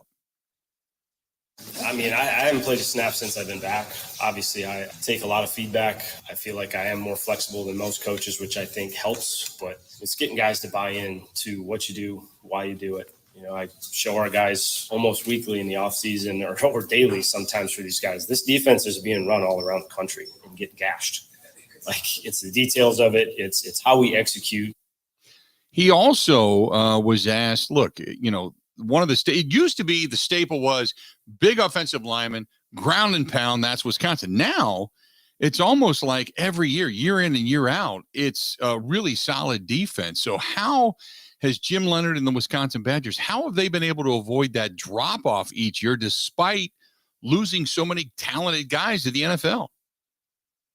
We found the magic of finding really good players that are fast and aggressive and violent on defense. So obviously success helps. You know, when you're recruiting off of success, players see that, they feel it, the energy, you know, the big plays, the consistency that we've had. It obviously helps when you're trying to pitch a recruit on why they should play in this defense. So, Ben, you're going to have to help me here because I know Jordan Turner is going to be one of the inside linebackers. The other one, how do you pronounce his name properly? Muma Jungmeta. Muma Jungmeta. Okay. Because I screw it up terribly every time. So Jim Leonhard talked about why Jordan Turner and Mumu Jungmeta won the starting jobs at the inside linebacker position. To me, Jordan and Muma, just the consistency with what they did. They all made plays. They all had their moments where they played extremely physical and made plays out in space. And I think just the consistency overall in camp gave them a little bit of an edge. Also, there's going to be 4 inside linebackers, not just a couple at startings, but 4 of them total. And Leonhard says, look, we're going to mix and match. We're going to play them all a lot. All 4 of those guys are going to get significant snaps here the first couple weeks, and we'll kind of roll with the hot hand in certain situations. But really love the way that they competed and grew, like I said, from really the beginning of spring till now. So from the time you get into any college program, whether you're there as a freshman, a redshirt freshman, whatever it happens to be, and as you go through your years, the urgency to not only win and to win your division, but to win the Big Ten becomes prevalent. And it's no different this year as a lot of the guys that have been around for a while, they've seen the ups, they've seen the downs. This year, for a lot of the guys that are getting ready to bid farewell to Wisconsin, this year, winning the Big Ten and winning that Big Ten title, that the urgency now is really there. To me, the older you get as a player, right, it's the urgency. As a young player, a lot of times it's like, how do I establish a role? How do I make my own name? How do I get on the field? And as you get older, you look outside of it a little bit more at the program and, you know, what have we done? What has our class done? What is really that legacy of our class? And I think that's where it gets talked about a lot.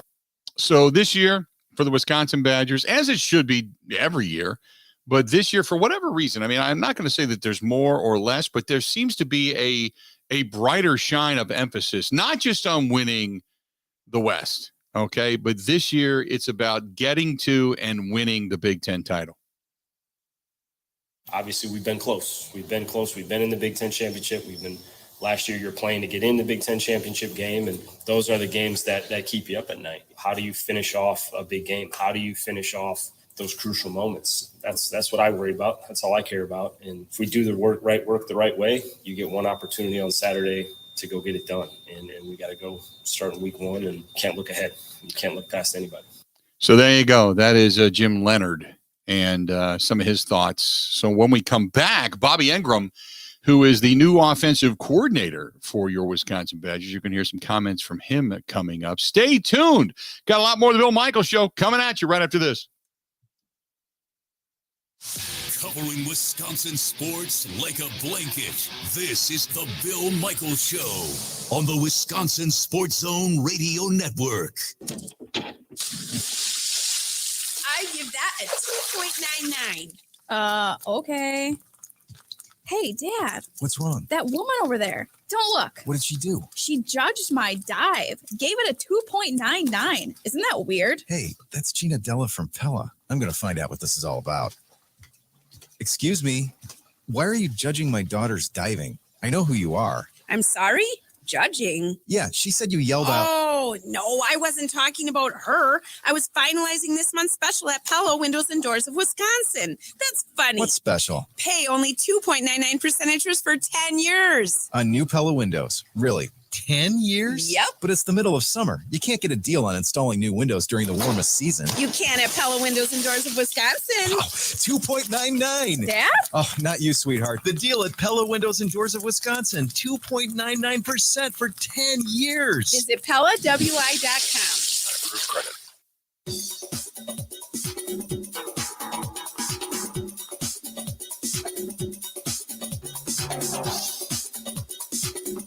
Bill Michaels will resume in 3 minutes.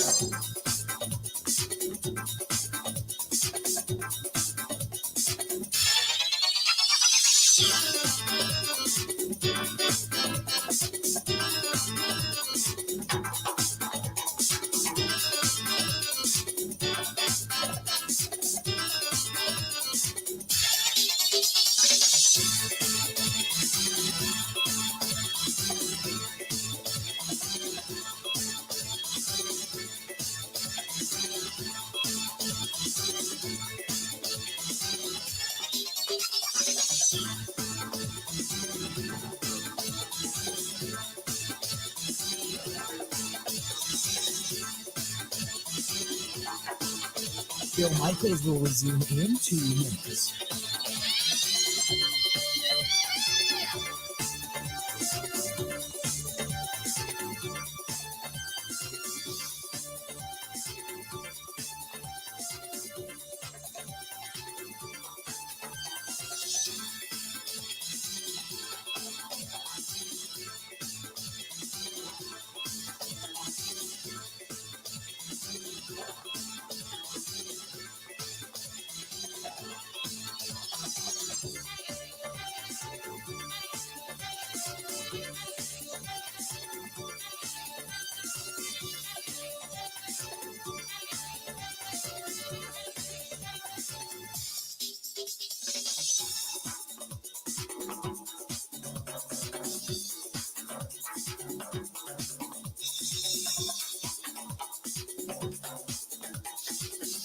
Bill Michaels will resume in 1 minute.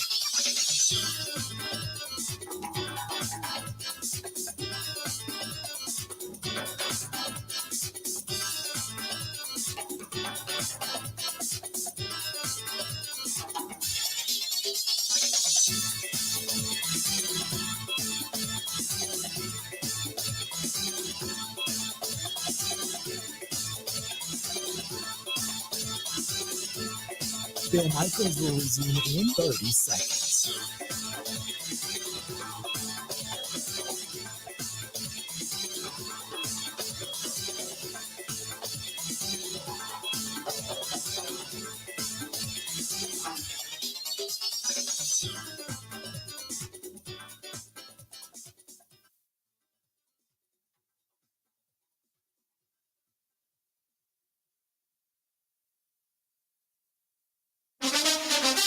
Now, in Green Bay, here's Mike Clemens. The Packers had to release 25 players to reach the league limit of 53. Before the deadline, 7th-round pick Samori Toure was asked how he would spend his time before learning his fate. I'm going to be in my hotel room, chilling, waiting by the phone, I guess. Maybe watch some movies or play video games to distract me, but just wait on a call. Torrey got good news. He made the 53-man roster, but wideout Juwan Winfrey was released. So the Packers now have 7 receivers on the depth chart, led by Alan Lazard, who was once cut and then placed on the Packers practice squad. Now is the team's #1 candidate to fill the void left by Devontae Adams. Lazard on how Aaron Rodgers has reached out during training camp.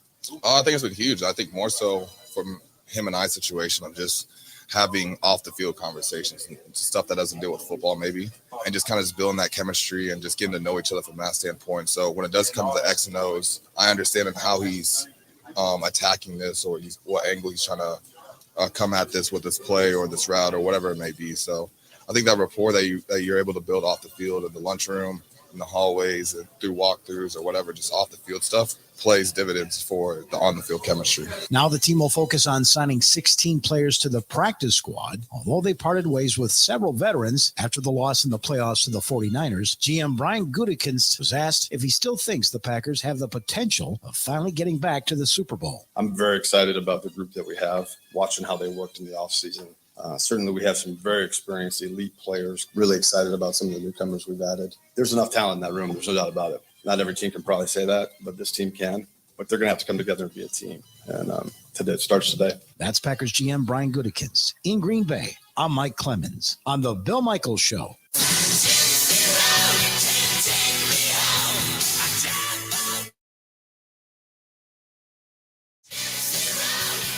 Mike's going to be joining me tonight, Wednesday Night Live, back at the Wisconsin State Fair Park, and the Bill Michaels Huddle back tonight, 6 to 8, both coming together. Hope to see you out there. Final night of Wednesday Night Live. I can't believe we're on the cusp of September. Makes me kind of sad, to be quite honest with you. It just does. Not feeling it. Bobby Engram, offensive coordinator for the Wisconsin Badgers, talks a little bit about Deacon Hill. Take a listen. I think number one is understanding what to do, progressions, and really turning the intensity up in practice, trying to get better, play with urgency. But I think all of the guys are competing hard and improving, and it's a good competitive situation. Graham Mertz, we all know that the offense is going to, go with his arm, his ability and such, but where has Graham Mertz improved this offseason? Well, number one, I think Graham's a worker. And anytime you're a consistently hard worker, you have a chance to improve. Number two, we've done a lot of stuff under center. That's been a point of emphasis this offseason. So you see improvement there, and I think that helps with your timing. And then just continuing his decision-making. All of those things help a quarterback be successful. Every time you understand, you improve, and you work hard. That's not a comment or an answer that instills a ton of confidence in you, does it, Ben? I don't know. Every comment coming out of the Wisconsin program, I take with the largest grain of salt in the world, because you don't really get anything from them ever. Right. It's like LaFleur on steroids. In the meantime, Engram says Saturday, it's about winning and not how much or how little they show, the new wrinkles of the offense. I just think we're trying to win the football game. It's week one, and I think as a coach, as our staff, we want to put our guys in position to go out and play well and make plays, and just understanding, what our strengths and weaknesses are. And to me, that's my goal. At the end of the day, we want to put these guys in position to make plays, run game, pass pro. Doesn't matter. Just go out and make plays and help us win the football game. When it comes to the backup quarterback position, we know that Wolf is no longer because he had season-ending surgery on that knee. So who will be the backup quarterback if, God forbid, Graham Mertz goes down? Right now it's a competition. Those guys know it, and they're practicing hard, and it's a great opportunity for everybody to continue to elevate their game. So, right now there's undetermined. So we'll just kind of see how the week goes and how it progresses along, but those guys are excited about it and competing hard. So when you only have one quarterback really of any experience, the question is, do you protect Mertz a little bit more? And to me, you don't. You go out and play your game. You don't play not to get hurt. And Engram said the same thing. They're not going to ask Mertz to play any differently just because they don't have that legitimate backup quarterback right now. I think you have to approach the game the way you always approach it. You play the game a certain way. We'll probably, just be thoughtful of that, obviously, and be mindful of that in many ways as we can. But I don't think any player can go into the game, playing this game of football with any hesitation. So there you go. Coming up next, Mike Renner, Pro Football Focus. We're going to talk with him about the Packers roster, and we'll get into all the discussion regarding the backup quarterback for the Green Bay Packers, the preseason, the NFL roster news and all that kind of stuff. That's coming up. And then we are going to hear from Matt LeFluer, Brian Gutekunst yet today. They're going to be coming up and speaking at the podium in just a little while. So we're going to get into all of that. We're going to bring that to you. So there's a lot yet to go on the program. Speaking of the program, this portion of the program brought to you by our friends at Cunis Automotive and Cunis RV. We thank them so much, not only for being a sponsor, but also helping out with our Fisher House, Wisconsin, the ride coming up this weekend. Also with what they've done regarding the Fisher House golf outing. They have helped us all season long get around when it comes to the broadcasts on the road, getting out to Sturgis. So thanks to Cunis RV for being such a great partner. And I'm telling you, if you want to deal with people, and I've gotten a lot of compliments and complimentary, things from people that have dealt with Cunis. People say it's their favorite place. We went and got the truck out in Stoughton. The RV was down in Elkhorn. You can't go wrong. And I'm finding out more and more and more about Cunis, about their customer service, about the way they treat people. Kind of no high pressure sales, but yet they'll do anything and everything they can to help you out and help you make your decision the easiest. So a lot of good people over at Cunis. Whether it's Cunis RV, go to cunisrv.com. That's cunisrv.com. Or just check out all the Cunis locations automotively throughout the state of Wisconsin. When we come back, Mike Renner, Pro Football Focus. He is going to join us coming up next on The Bill Michaels Show.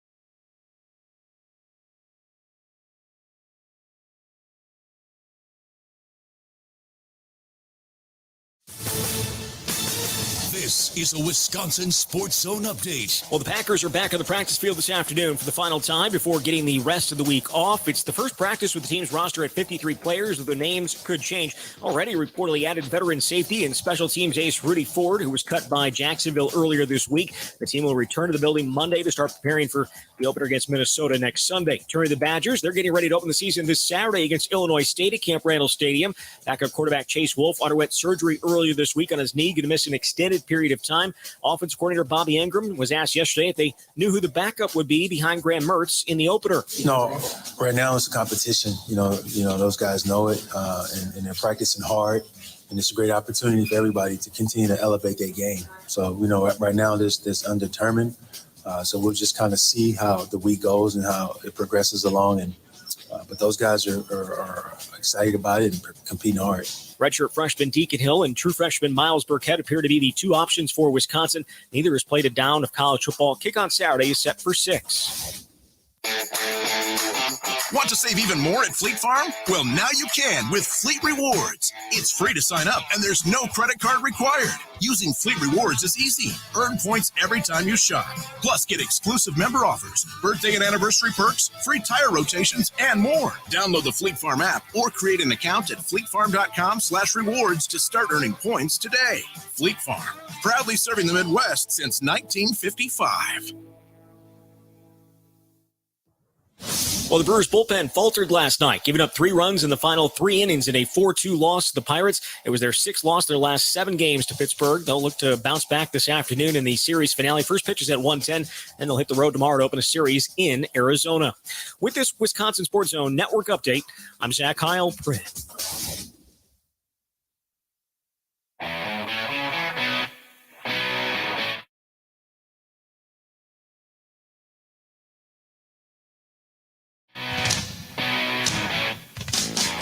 Third hour of the program on this Wednesday. Don't forget, coming up tonight, a very special Bill Michaels Huddle. We're going to be live at the Wisconsin State Fair Park across from the Bud Pavilion, next to the Cream Puff Pavilion. But it is the final night of Wednesday Night Live, music under the stars, picture perfect weather expected. Myself and from Sirius NFL XM is going to be our own Mike Clemens joining me out there tonight. So looking forward to it big time. Going to be a lot of fun this evening. Going to talk some Packers football and hear more Packers football from Matt LeFluer. Brian Gutekunst coming up here shortly. In the meantime, our buddy from Pro Football Focus at PFF_Mike, Mike Renner, joining us on the hotline. Mike, how you been? I'm doing great. Thanks for having me back on. So this time of year has got to be crazy with all of the roster moves, the cuts, practice squads, guys moving around. It gets a little bananas, doesn't it? It is.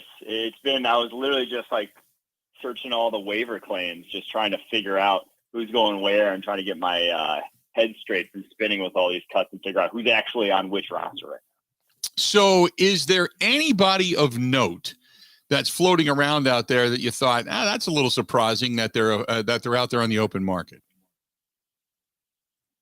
I mean, it was insane to me that Alex Leatherwood got cut. That's the biggest one that really stood out because he was a first-round pick last year, and I get that he hasn't looked good. And to be fair, he looked awful. But like a lot of offensive linemen who have turned into good starters, even one on the Las Vegas Raiders right now, and Colt Miller looked awful their rookie year. Like offensive line is a tough position to transition to the NFL.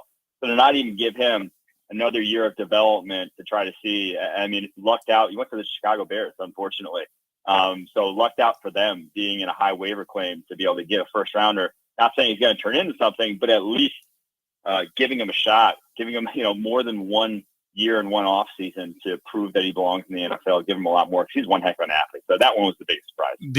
The Packers today claiming the safety Rudy Ford off of the waiver wire. Now they're going to have to make a subsequent cut to fit him in, but give me your thoughts on Rudy Ford coming into the Packers organization.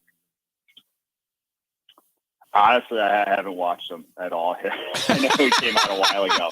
That's okay. It was before my time as the lead draft analyst. So I couldn't tell you much about him, unfortunately. No but problem. The Packers need safeties. I mean, they are thin.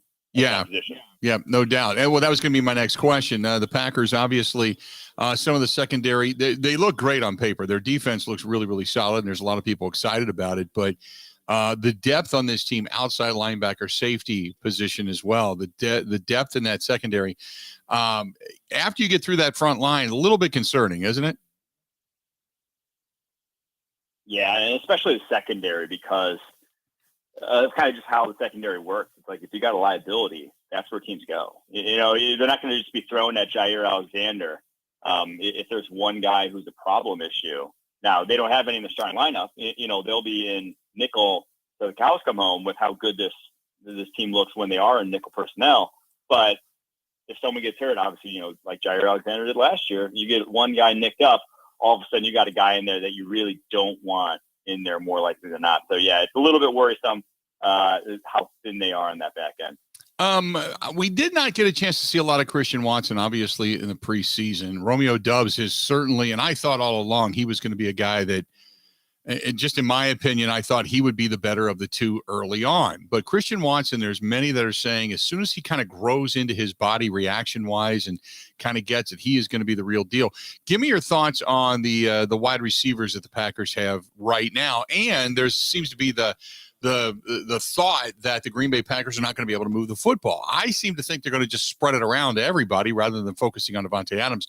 But give me your thoughts on the passing game and Christian Watson and Romeo Doubs coming into the situation, and even Samori Toure. Yeah, I think you hit the nail on the head. This is going to be probably the most diverse-looking offense that we've seen under Matt LaFleur, and just the concepts they're running, where the ball is going to, because I think it's going to be spread as evenly as we've ever seen, and that's between the two running backs as well. So I do think there are options. I don't think it's as bad as, I don't think it's the sky is falling. They're not going to be able to move the football whatsoever. I'm more worried about if the offensive line is still banged up heading into week one.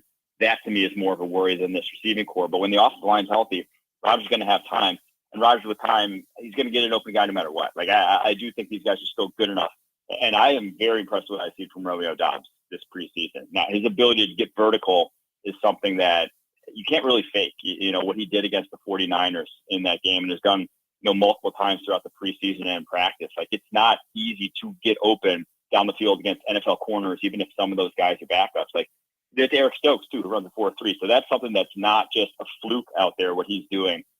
Christian Watson, on the other hand, like, you're just behind the eight ball when you miss that much training camp. No one's they are holding your hand, getting you up to speed, getting you acclimated to the offense. He's just going to have to figure it out on his own.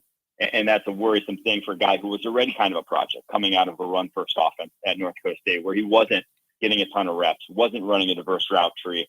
I do think it's going to – I bet on Dobbs having far more of an impact this year than Watson, outside of Watson just being, maybe a vertical threat in some games. I just don't see him playing a massive role after how he started his training camp. The offensive line of the Green Bay Packers is still somewhat of a work in project. David Bakhtiari coming back. We're not quite sure as to when, if it's going to be the first game or second or third, but Elton Jenkins back as well. But the backups, Rasheed Wallace, Zach Tom, Sean Ryan, those guys at least appear right now to be solid depth guys. Give me your thoughts on the depth of the Green Bay Packers offensive line. I don't even know if I'd call Tom a depth guy after what he did this preseason. Like, I'd call Tom one of the best five. I think he should be starting at somewhere. And maybe it's not necessarily tackle if the two tackles are back healthy, but he was excellent at either right tackle, and I know he played left guard as well, but I do think that he was good enough this preseason, especially in pass protection, that I think you want that guy seeing the football field. So obviously a great problem to have if he's not starting, having a backup of that quality, but yeah, very impressed with him. Now, the other guys on that line, obviously Walker, another guy kind of behind the eight ball to even make the roster with how much camp he missed. Sean Ryan was kind of always a project coming out of UCLA. I don't think he's a guy you want really seeing the field year one. That was kind of the knock on him, why he fell to the third. But he is an unbelievable athlete, and I do think in time that is going to be one of your starting guards. But, yeah, Tom's the one guy to keep an eye on where it's like he was so darn good in pass protection at Wake Forest, such a heck of an athlete. The only thing was play strength, and this preseason that wasn't an issue. So I think he ends up slotting in there somewhere week one. Were you kind of surprised that the Packers, they cut Tyler Goodson, Patrick Taylor? They only went with two running backs. And now, granted, I would assume they're going to float them, if one, if not both, to the practice squad. But were you kind of surprised that they took four tight ends instead of keeping that extra running back? Yeah, because everyone needs a third running back, right? Like with how often that position gets injured. And I get that they had Amari Rodgers kind of rotating in there throughout preseason, and maybe that's part of the plan. But even just like an emergency running back, because two guys can go down in one game like that. Like it's not uncommon to have your top two backs go down with how often that position gets injured. So it would surprise me if week one they're heading in to Minnesota with just two running backs. I just don't think that's a viable strategy that I've ever really seen employed in the NFL. I know they're probably going to try to get Danny Etling back to the practice squad, but, there's always that third string quarterback, that guy that looks really, really good, and everybody gets excited and says he's better than the backup. I've always said be very, kind of weary of that, because they're playing against 4s and 5s usually, and guys that are trying to make squads that are probably on the outside looking in, and especially a guy that's got some hops in the NFL that's been around a little bit. Give me your thoughts on Etling, and I would assume he's going to end up in the practice squad, but who knows with so many teams looking at backup quarterbacks and needing good quarterbacks to begin with. Yeah, I got a good story about Etling when he was drafted by the Patriots in the 7th round. I know people who were in that room who didn't even know who he was. They were surprised that they even took him because coming out of LSU, he really wasn't considered much of a prospect. So Etling probably just a guy you want in the room sort of quarterback, not a guy who I don't think is ever going to really challenge for your backup quarterback job. And like you mentioned, when you are playing that third string, that fourth quarter of preseason games, the coverages you're seeing, like what you're seeing defenses do is about as basic as like an all-star game. Those guys are not up to speed on a full playbook. They are just out there seeing what they can do athletically. The coaching staff is. They're not running anything that you haven't seen a zillion times as a quarterback. So if you look good against that, well, you're kind of supposed to. Talking with Mike Renner of Pro Football Focus. I want to look around the rest of the national, or the rest of the NFC North. Now, Ed Engram gets picked up for the right guard position over in Minnesota. They wanted to bolster their defense as well, so they tried to pick up a defensive end. They went with a linebacker. They've gone with some secondary guys at free safety and in the cornerback position. They've tried to upgrade things that they were starting to lack in. Last year, I thought Kirk Cousins played almost with MVP-like numbers for at least 9 weeks of the season, and then there was a tail off, but they weren't winning games. Give me your thoughts of the additions of the Minnesota Vikings, and because some are saying that the Vikings could sneak up and catch the Green Bay Packers in the division. Yeah, I think it's quite easily the best line they've had, I think, since they had Cousins. The bigger thing to me is Christian Darrisaw, their left tackle, and the reports coming out of Vikings camp about how he's looked this preseason because, that was your first rounder last year. Obviously started hurt, didn't even start the season, and then kind of looked all right down the stretch. But apparently he's looking like a real deal left tackle. And once you have two guys at those positions, him and Brian O'Neill, that's going to give Kirk Cousins a lot more time than he's ever had in the past. So, yeah, I do think there's reason to believe, obviously, with Kevin O'Connell coming in there, that this is a team that's really, maybe it's not, built to contend necessarily. There are still glaring holes, especially on the defense side of the ball places, but it's a much better roster and much more, built much better to win football games this year than they ever were last year. And then the team that I think is going to surprise a few people with what they did, starting with Hutchinson as the first draft choice over there in the first round, and then obviously going from there, the Detroit Lions, I think they're going to be a little bit better than what we've seen in the past. I don't know if I'm going to say 8-9 wins, but maybe 4, 5, 6 wins, and this team plays pretty competitive and pretty close. I think they could get to 8-9, honestly. And the worry is obviously that Jared Goff and his receiving core, they're not good. It's going to be, QB wide receiver combo, bottom 5 in the NFL, and that's kind of how you win games, as we're seeing across the league. So that's the worry. But top 5 offensive line in the NFL, if not top 3. I mean, this offensive line doesn't have any holes. It's fantastic. And the defensive side of the ball, you mentioned Aiden Hutchinson. He looks like the real deal right this preseason. But Jeffrey Okudah, they kind of get back another top 5 pick, and going into a season where he should be good, and this preseason looked pretty darn good. Looked like the guy you expected out of Ohio State. So if they get those two guys at 2 super valuable positions playing at a high level, all of a sudden this defense is kind of transformed. So, yeah, they're going to be, I think it's going to be kind of a ground and pound sort of, play to Dan Campbell's ethos there in Detroit. So maybe it's not conducive to winning a lot of games, that sort of strategy, but I do think they'll be competitive from week 1 to week 18. So, yeah, the Lions are on the come up. The Bears, obviously not, but the Lions definitely trending the right direction. Yeah, I was going to say, let's get to the Bears real quick, just for the fact that the Bears, their offensive line is relatively poor. They're trying to bolster the wide receiving core and give Justin Fields something to throw to. It seems like he's going to be running for his life. Defensively speaking, they lost a few guys. They still have Roquan Smith in the lineup. He was unhappy for a while without the contract. So give me your thoughts on the Bears and where they're at in this. So we'll call it a rebuild because that's what it is. Yeah, it is, because you just look at their kind of cap structure, and they have the most cap space in 2023 of any team in the NFL, which means basically after this year, there's nothing on the books.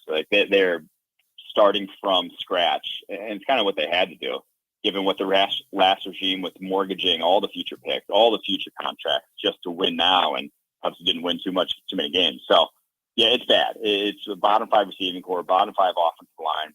You're not really going to get to figure out if Fields is the guy behind, a situation like that. So it's not going to look good offensively. I think you're more focused, obviously outside Justin Fields if you're a Bears fan, but more focused on the defense side of the ball, what Matt Eberflus can do as a head coach, those sort of things. But there's just holes up and down this roster to where it's got to be pretty ugly. And they truthfully are probably one of the favorites to get number 1 overall pick. Mike, great stuff. We'll talk again as the season gets underway, and we'll touch base and kind of go over some of the guys that are and are not performing. I appreciate it, man. For sure, Bill. Thanks so much for having me on. Thanks, buddy. There you go. Mike Renner at Pro Football Focus at PFF_Mike, at PFF_Mike, the lead draft analyst, kind of going over some of the roster changes, moves, and such. By the way, there's a couple of roster moves for the Green Bay Packers. They're re-signing the wide receiver Travis Fulgham to their practice squad. It looks like Micah Abernathy is going to be let go and then most likely brought back to the practice squad as they got to make room for Rudy Ford, the safety they picked up today. So when we come back, Gutey will talk about this roster and the makeup of this roster. Stay tuned. We're going to hear from him coming up next on the Bill Michaels Show. Covering Wisconsin sports like a blanket. This is the Bill Michaels Show on the Wisconsin Sports Zone Radio Network.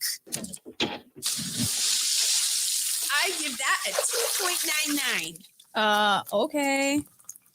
Hey, Dad. What's wrong? That woman over there. Don't look. What did she do? She judged my dive. Gave it a 2.99. Isn't that weird? Hey, that's Gina Della from Pella. I'm going to find out what this is all about. Excuse me, why are you judging my daughter's diving? I know who you are. I'm sorry? Judging? Yeah, she said you yelled out. Oh, no, I wasn't talking about her. I was finalizing this month's special at Pella Windows and Doors of Wisconsin. That's funny. What's special? Pay only 2.99% interest for 10 years. On new Pella windows. Really? 10 years? Yep. But it's the middle of summer. You can't get a deal on installing new windows during the warmest season. You can at Pella Windows and Doors of Wisconsin. Oh, 2.99. Dad? Oh, not you, sweetheart. The deal at Pella Windows and Doors of Wisconsin. 2.99% for 10 years. Visit PellaWI.com. Approved credit.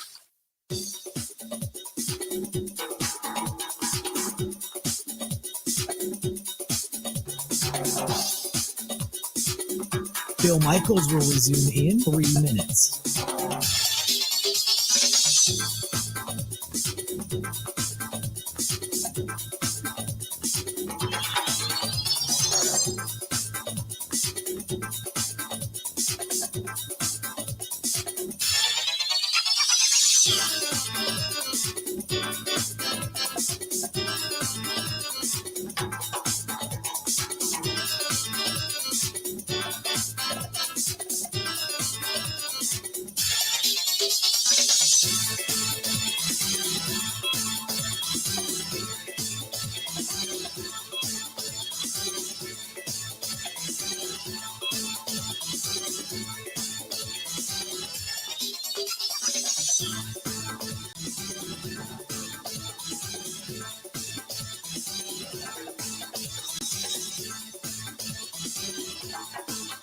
Bill Michaels will resume in 2 minutes.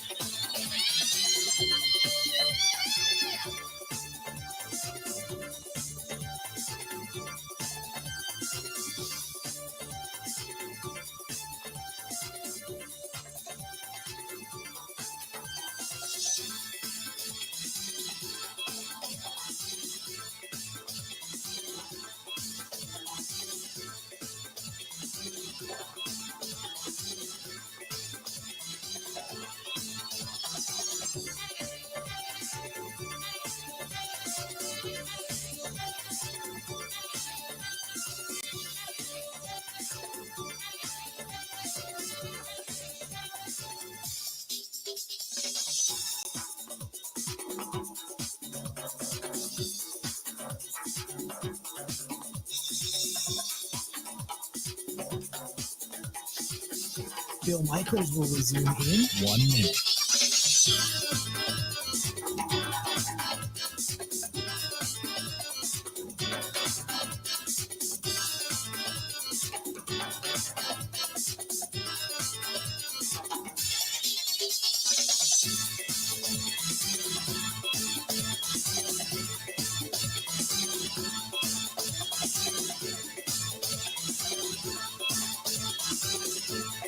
Bill Michaels will resume in 30 seconds.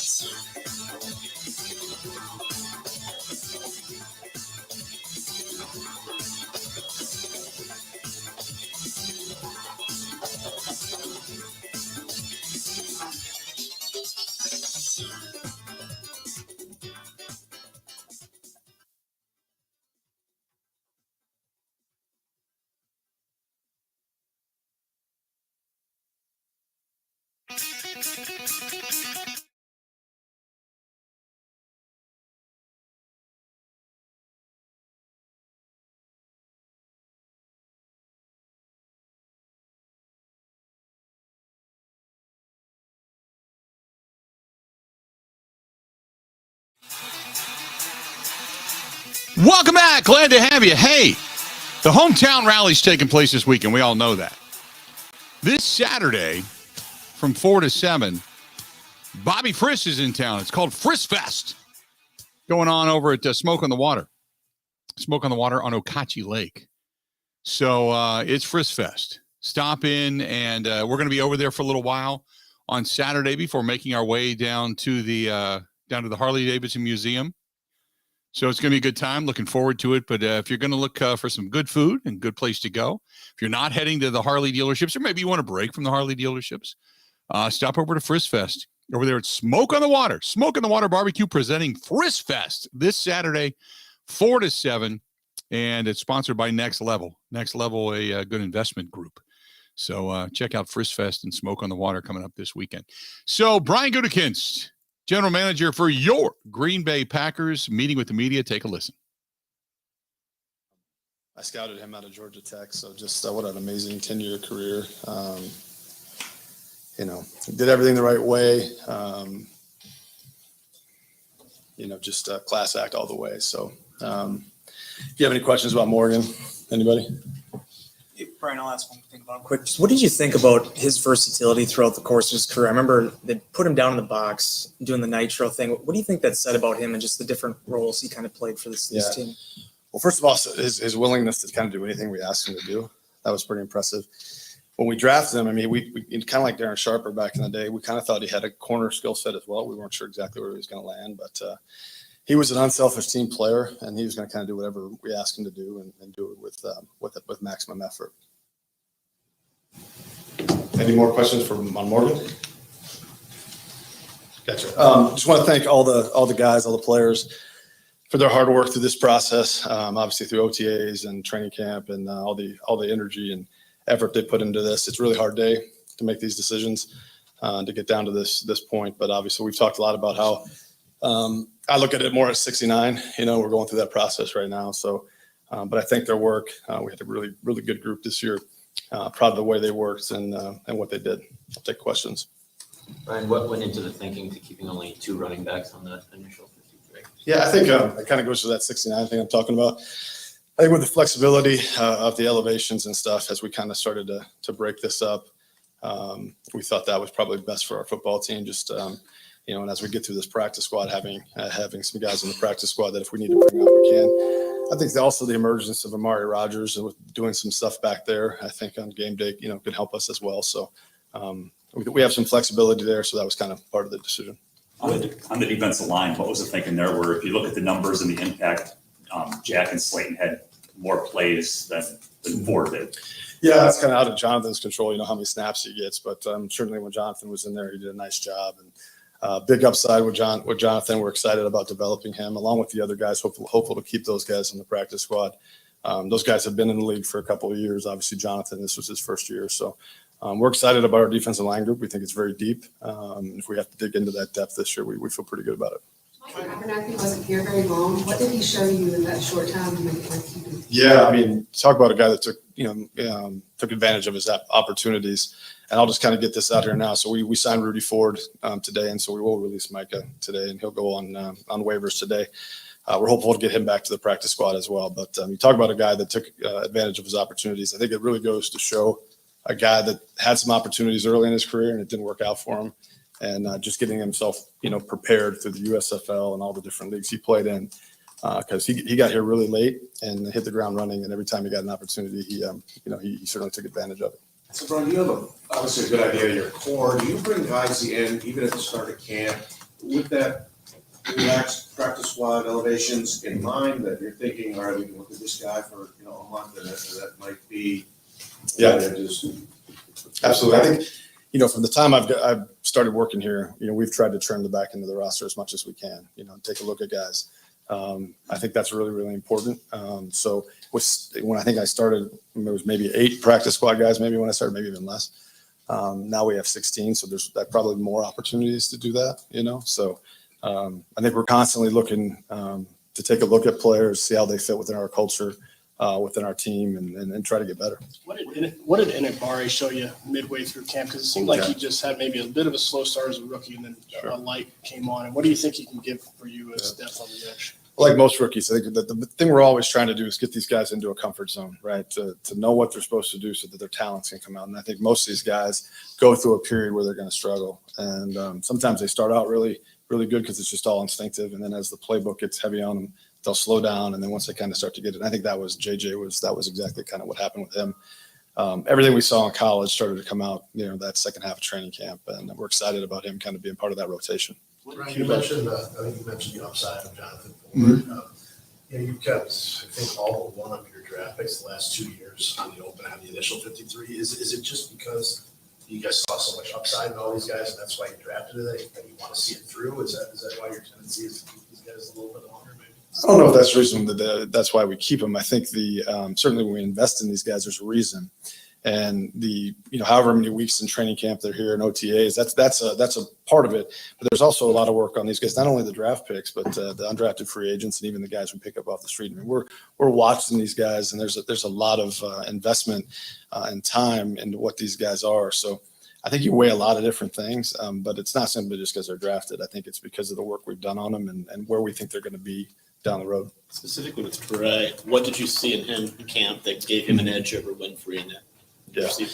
Yeah, those are some tough calls. I think, obviously, I think you guys kind of saw, Samari really kind of, started to really kind of excel towards the second half of training camp. Obviously, that last preseason game, he did a lot of really nice things. But, those are tough calls. Juwan's a guy we're hopeful to get back to the practice squad because he certainly can play a factor here for us as well. But, yeah, that was a tough call. But Samari, I think, his ability in the slot and his ability to get open and separate and some of those things really, really intrigue us. Juwan is not Jake Kumro, but he's a guy that your quarterback likes an awful lot and was pretty vocal publicly about that. Was the process and releasing Juwan any different than when you released Jake in terms of bringing in Aaron and consulting and getting his opinion? Yeah, I would say, Aaron's involvement is much different than it was back then. It's kind of constant, and there's many conversations go on throughout, whenever he's here, when he was here for the mandatory mini camp and then even through this training camp, they're pretty constant conversations. Obviously he's kind of kept up to date more so maybe than he was back then. And his input is really valuable for me from the aspect that he has a different perspective on a lot of things than coaches, scouts, and anybody else in the building because he's in that locker room. So, that's very beneficial to how we go about our business, and I'm glad that he's part of it. So it is much different than back then. Brian, how do you feel that you liked signing him? Yeah, obviously Rudy's a very accomplished special teams player in this league. He's one of the better gunners in the league. He's got kind of a speed and physicality that we certainly covet. So, we were kind of looking at that situation for a while. A little surprised that he got shaken loose, but when he did, we were kind of ready to get on that. And so hopefully he can get here and get acclimated soon. So he's not only on special teams, but then on defense as well. Along those lines, Brian, just bigger picture, not just forward, but how do you feel about what you've done personnel wise for special teams this year? Yeah, I think we've done a little bit of things that might be out of character for us, as far as some of the guys we've brought in that maybe don't play as big a role on offense or defense, but maybe they're more heavy special teams players. So we'll kind of see how that goes.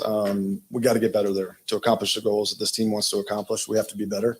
I think we will be. And we've certainly invested a lot in that, not only Coach Bisaccia, but some of the guys we brought in. I mean, what do you give up when you do that? Because you haven't done it as a team, Ted, et cetera. So I understand the upside of hopefully improving your special teams. What's the downside? Yeah, I mean, there's risk with anything, right? So I think, and it's this, as we sit here today, this is one step. Our roster will continue to change this week and next week and the week after. But I think it's something that we have not been good enough for a while now that we needed to kind of get outside our comfort zone and do something different. So I'm very, very hopeful that this is going to get it done, and have a lot of faith in it. But this is one of those things we're going to continue to kind of churn that to make sure we get that right during the season. Was Mason a no-brainer, or were there any lingering concerns? Mason? Yeah, we're very hopeful Mason's going to be back on time. We still have a little ways to go. So, the plan is to bring Ramiz back to the practice squad and have him there in case we don't get there. But he's progressing really nicely, and we expect him to kick game one, but we'll be prepared if he doesn't. What does it say about keeping every one of your draft picks when you have such a large draft class? Yeah. I don't know. I mean, what does it say? Yeah. I don't know. Maybe we got them right. We'll see. It was very early in their career. No, I think, it's just we bring players onto this team in all different ways. And we're not really concerned with how they get here. It's just what they do when they get here. So I'm excited for those guys. It's early in their career. I think there's going to be some guys in that class that really impact us this year and help us. And I'm sure there's other guys that are going to take a little while to develop. But we'll see how it goes. I mean, the one thing about, I think all these guys have to realize is that today's a good day for a lot of them because they made the squad or the practice squad. But at the same time, I mean, you guys know how the National Football League is. This can be very short-lived if they don't continue to work and to grind and to do the things that they need to do. So, again, I think it's it's celebratory for them because they're in the National Football League. But that is very day to day in this world. How much did it clear how you feel about Rashawn and Preston, but keeping 5 players at that edge outside linebacker position? Do you feel differently about your depth today at that position than you did at the start of camp? I think that, obviously, we had some guys with Rashawn and Preston and Jonathan Garvin coming back. JJ's really the only new one, and obviously Tipa's there as well. So really 4 of those guys have been here. We know what those guys are. And I think, certainly some of those guys have grown. I think, Jonathan and Tipa have really taken nice steps. Obviously Preston and 52 they're real deal players, so, I think for us, as we go through it, when Rashawn and Preston come off the field, those other guys they got to hold their own, whether that's on first and second down and more in the run game, or if we need to spell them as pass rushers. But I'm excited not only with that group, but the inside group as well. I think it's as a whole, our linebackers with our inside and outside linebackers are much more versatile and different than we've had for a while. How much did special teams kind of influence the bottom of the roster decisions with the fringe guys? Yeah, I think a lot. Is it more than in the past? Yes. Yeah, I think so. I think really the approach heading into OTAs and camp and some of the players we tried to acquire was a little different. It's not that we haven't always tried to acquire good special teams players, but I think we've always tried to acquire good special teams players that really had a role on defense. And our special teams players we acquired do have a role on defense, but they're already accomplished special team players, so to speak. So, it was different. Can you quantify how many, without saying who, how many guys maybe made it specifically? Yeah, how large was that group? Yeah, but there's a bunch of the guys that are here now. There's a bunch that aren't here now. So there was a bunch. I think, again, our processes are a process. But as we went through, I think the realization we have a new special teams coach that's doing some things differently, and kind of looking at how he's doing things and maybe the things that he needs was a big part of every discussion when we were looking at the different personnel packages that we were doing. Was anybody through the process, were you thinking that not only a different coordinator, but a philosophical change in how you approach personnel and special teams was required? I think a little bit. Yeah, I think any time you've gone a little length of time and not have the success that we've had, you got to be willing to change a little bit. So we certainly have. It's not an overhaul, with the way we go about it, but again, just a little bit more emphasis and willingness to trade, that special teams skill set for maybe something else. Speaking of your process being your process. How has your process evolved as the preseason games have changed? Mm-hmm. I don't want to say that it's like choosing a small school guy versus a big school guy, but you look at things differently when guys are doing stuff against 2s and 3s and there aren't many starters playing.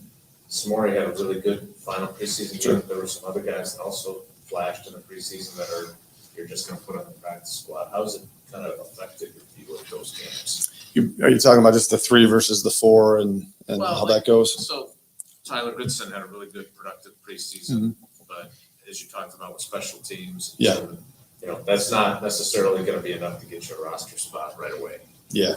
No, I don't know if anything's changed. I think, when we went from, 4 to 3, and I think that's the right thing. I think that's enough for us. But at the same time, you really do value those preseason games because while practice is really important and that is a very good evaluation and the joint practices are great, in the uncontrolled environment of a preseason game and seeing those guys make the decisions, they really do help from an evaluation perspective.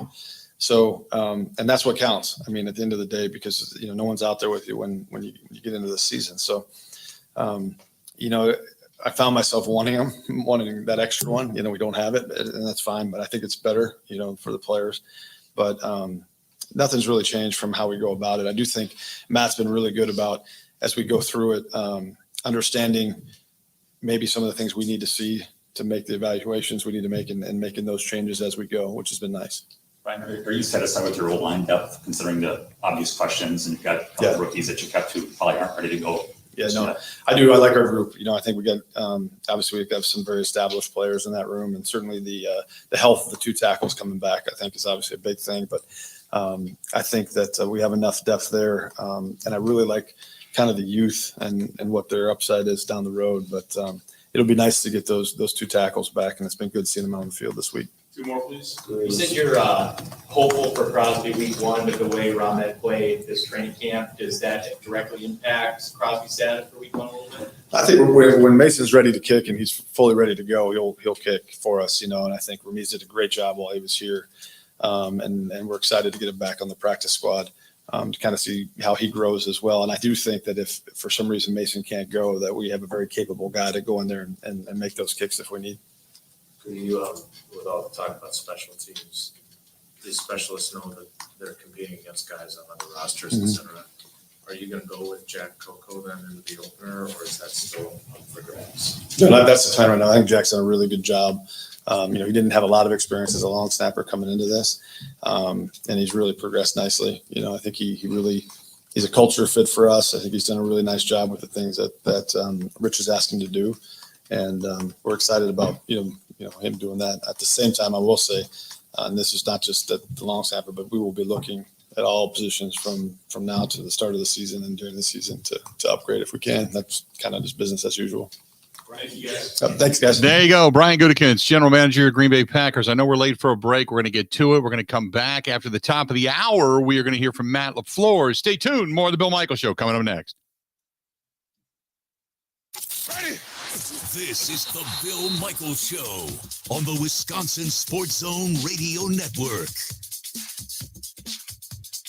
Are you a gold breaker? Play your favorite games at Potawatomi Sunday afternoons now through September, and you could win your share of $1 million in prizes. Break the code, win the $10,000 top jackpot, and everyone playing slots also wins a prize.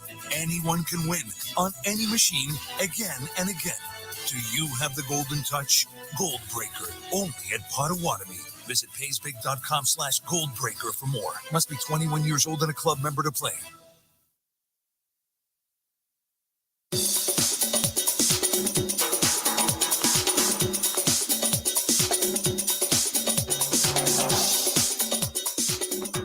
Bill Michaels will resume in 5 minutes.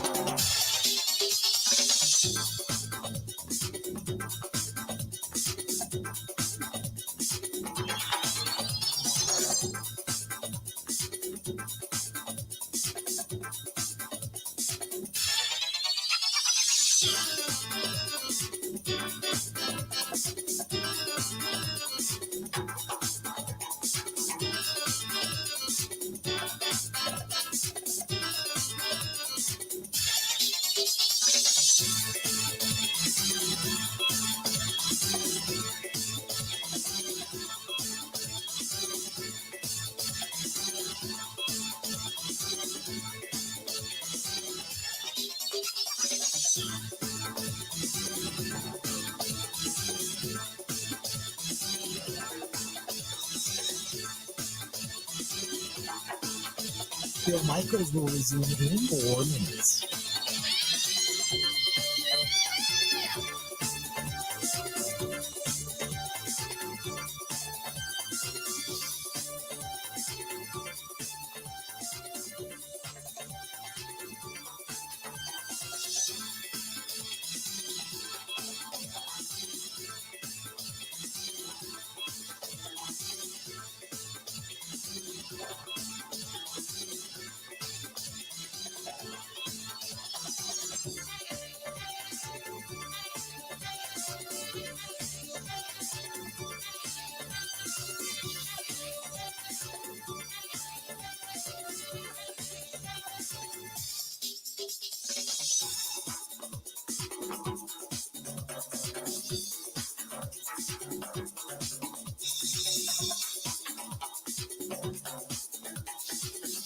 Bill Michaels will resume in 3 minutes.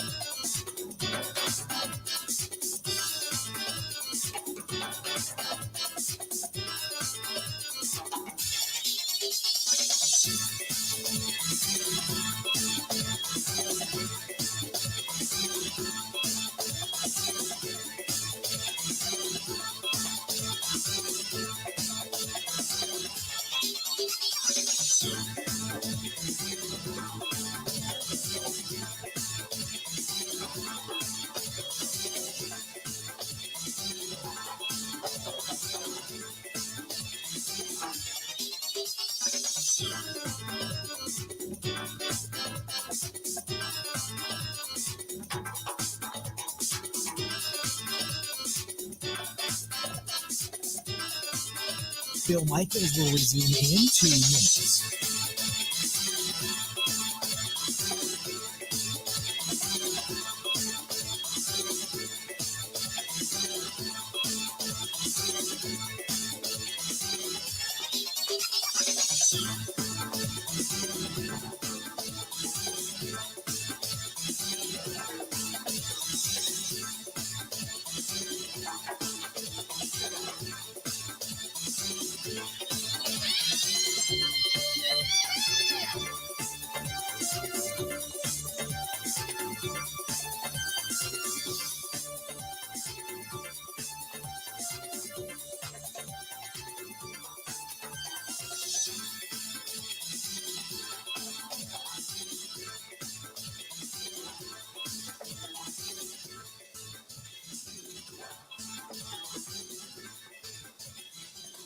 Bill Michaels will resume in 1 minute.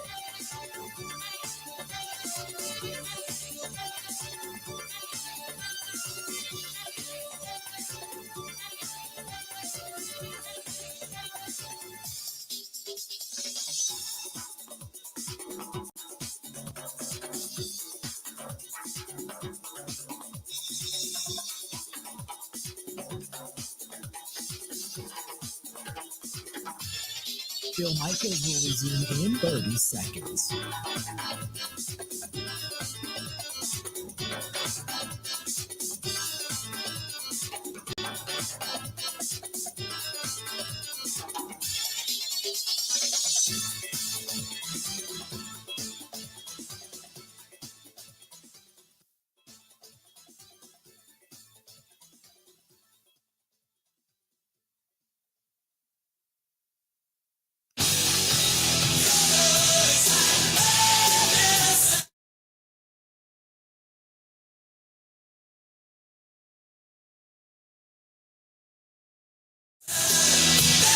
Glad to have you back. If you're out and about this weekend, maybe you want to catch some music and you're not riding a Harley, that is, or any motorcycle for that matter, because we welcome all motorcycles to the motorcycle ride coming up this weekend. But maybe you're going to head downtown Waukesha. That's to The Nice Ash. Go to theniceash.com. Catch some music, maybe a little beverage, good cigar, good hookah, whatever it may be. All you got to do is stop down there and say hi to the entire staff. Trish and the gang and Kristen and everybody and Joette, for that matter. All good people down there. But that's theniceash.com. See what they got going on. Theniceash.com. Staple of downtown Waukesha. Has been there for a long, long time. Let's do this. We'll get Matt LaFleur coming up after the top of the hour. I know we're running a little bit short here, but I want to go to Dwayne listening to us in Oshkosh. Dwayne, how you doing today, man? What's going on? Hey, buddy. Couple of quick observations. I think most of this roster was determined by camp, not by preseason games. Mm-hmm. I really feel that because obviously we saw guys that looked great in preseason games, and yet, and except for maybe the tackle from Penn State. With the tight end situation, I think that has a lot to do with the uncertainty of Robert Tonyan's health. If he's going to be Robert Tonyan, great. But if he's not, there's nothing else there that's even close to him except Tyler Davis, more of a stretch tight end. I don't think the Ughhh can get quite down the field like Davis can. I think it's an athleticism thing, and I think he does a little special teams. I like the idea that they ran the jet sweep with Amari Rodgers, but I'll tell you one thing, Bill. The jet sweep kid is this Christian Watson. Mm-hmm. I think if I remember looking at the college stuff, he had at least 2 jet sweeps that went the distance over 90 yards. I mean, this kid can really get out in the open field. So I'd love to see that avenue because it's otherwise kind of it's a half glass empty. I mean, if Dobbs is a great talent, fantastic, but you didn't draft him in the second round. You drafted Watson. Right. So I'm hoping they can really develop Watson, not only in the stretch passing game, but use him in other opportunities that are going to cause tension to the other side. And boy, for him to come out and say, hey, basically, we suck with what we're doing on special teams. So we're bringing in guys that necessarily may not be able to be good on the field, but they're going to be great special teams. That's a real change of direction. Yeah, no, I agree. Now, the really thing about interesting. Dobbs and Christian Watson, I thought Dobbs would be better this year. I thought he'd be more reliable because Watson, as they all say, he's got a lot of learning to do. He's got a lot of raw talent. Probably his glass ceiling is much, much higher. But I thought they would use Dobbs early. And don't forget, they're not some of the things they do behind closed doors, they're not necessarily going to show in preseason as well. So that's another kind of wrinkle to all of this. Yeah, I hope Caleb Jones makes the practice squad because there's a lot of raw talent there. That big monster, that big 6'9"er. I mean, he is really raw. But Absolutely. I think he was Pro Football Focus. Yeah. He was like no pressures all preseason. Mm-hmm. Right. But, he was fantastic. Again, I just thought, yeah, and I just thought from what, he was saying, Gutey did, because, the two running backs, let's put that aside right now. The kid coming off the PUP list is better than both of them in 4 weeks. Yeah. He's better. He's got more talent. He's got more bursts. He's got everything. But if you do in the middle, they got Amari, and even, I hate to say it, Randall Cobb possibility, stick him in the backfield a few times. The biggest thing I want to see is I hope the heck if we do a two-back set, we're not sitting in the shotgun when we're doing it. Right. I really want to see more confusion to defenses. Are they giving the Dillon? Are they giving the Rod? Is it going this way with Jones? And is Rogers over center? I mean, what does that mean? Because I think sometimes that working out of the shotgun crap. I know when I covered the team way back when the dinosaurs roamed the earth, Lynn Dickey hated the shotgun.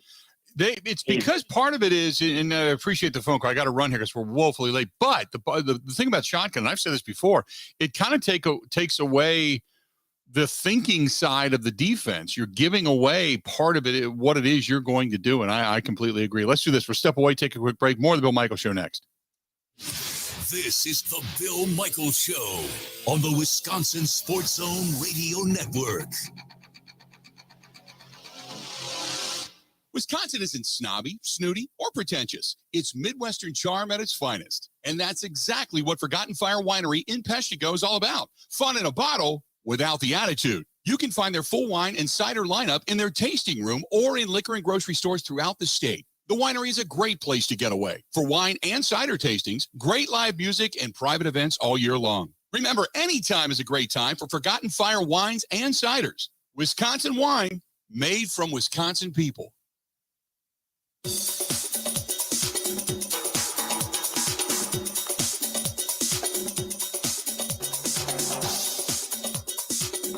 Bill Michaels will resume in 3 minutes.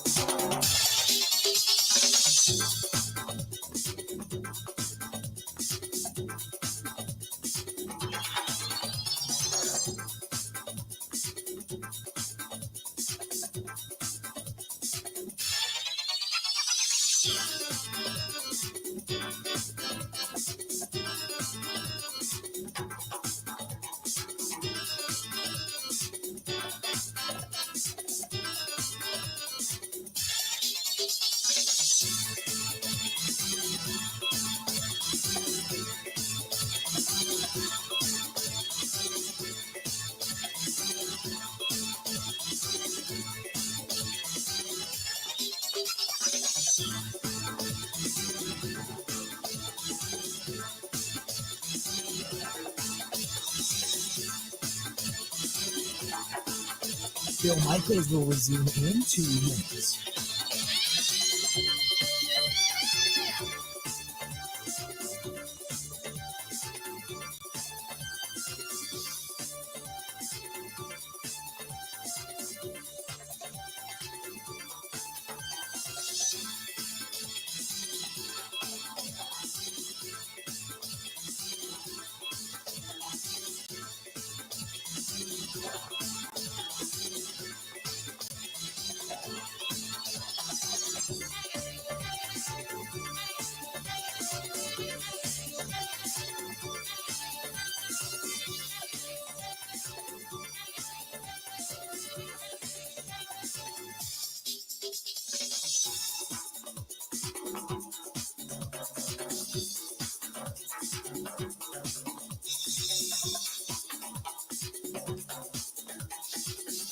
Bill Michaels will resume in 1 minute.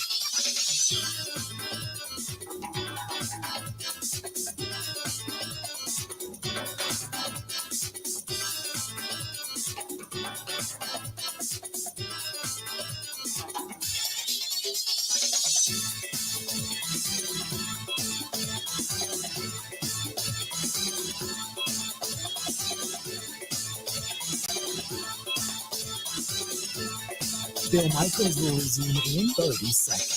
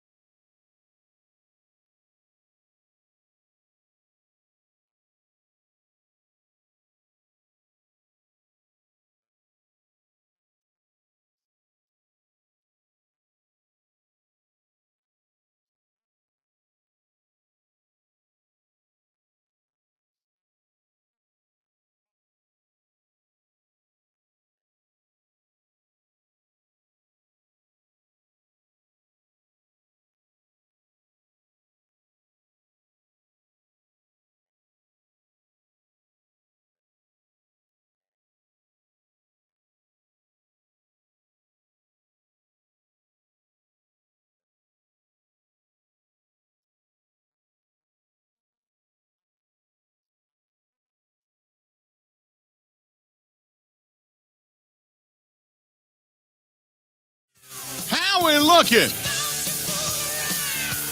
Looks like Jack Heflin's coming back. Ettling's coming back.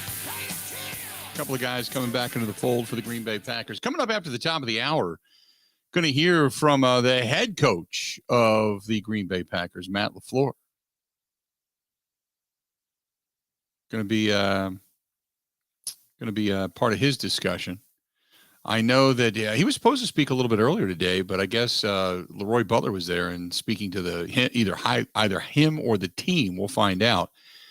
But the Packers keeping only a couple of running backs on the 53. They got both Tyler Goodson and Patrick Taylor back on the practice squad. Now, I know they can't officially sign until 3 o'clock today, but a couple of hours away, and these guys are going to be back. So it looks like they have cleared waivers, and these guys are going to be back with the Green Bay Packers, which I know a lot of you are going to be kind of glad to hear, because as we had talked about a little while ago with Mike Renner of Pro Football Focus, most teams usually do carry 3 running backs at the very least.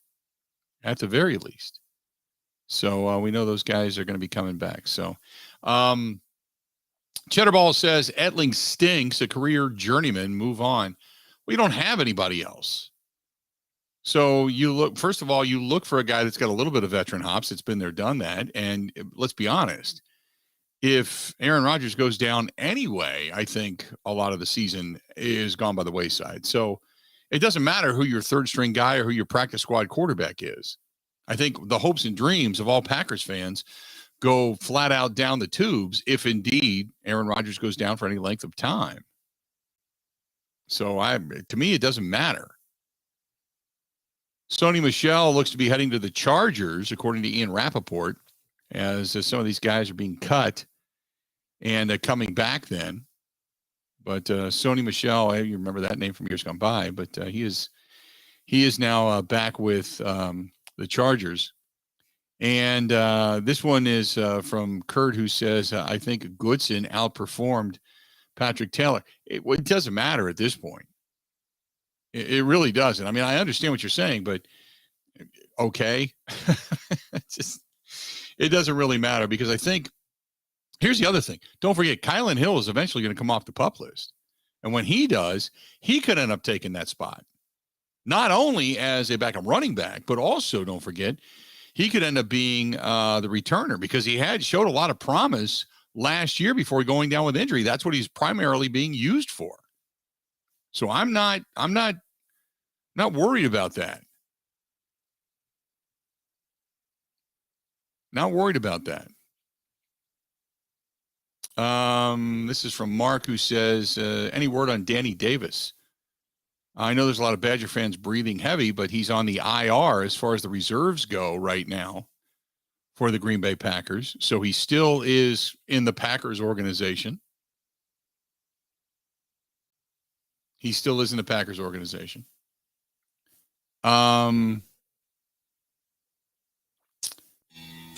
that's, you know what? Let's do this. We're going to step away. We'll take a quick break. We'll come back. Matt LaFleur heading to the podium.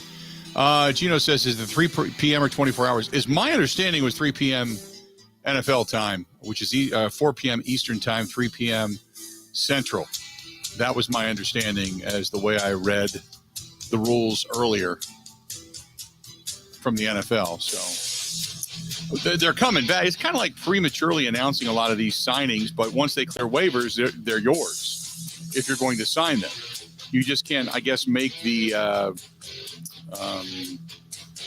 present the paperwork, so to speak, before 3 o'clock. At least that was the understanding. But regardless, back. Done. Coming up next, you're going to hear Matt LaFleur talk about his roster, about his day, and getting ready now and focus on the Minnesota Vikings. Stay tuned. Another hour of the Bill Michaels Show. It's coming up right after this.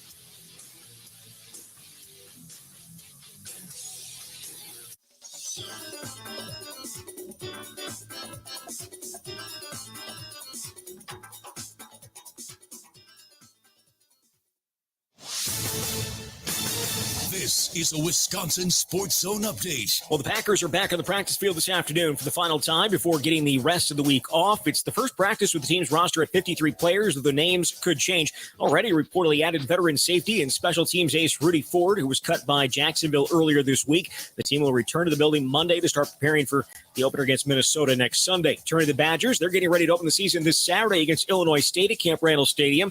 Backup quarterback Chase Wolf underwent surgery earlier this week on his knee, going to miss an extended period of time. Offensive coordinator Bobby Engram was asked yesterday if they knew who the backup would be behind Graham Mertz in the opener. No, right now it's a competition. You know, those guys know it, and they're practicing hard.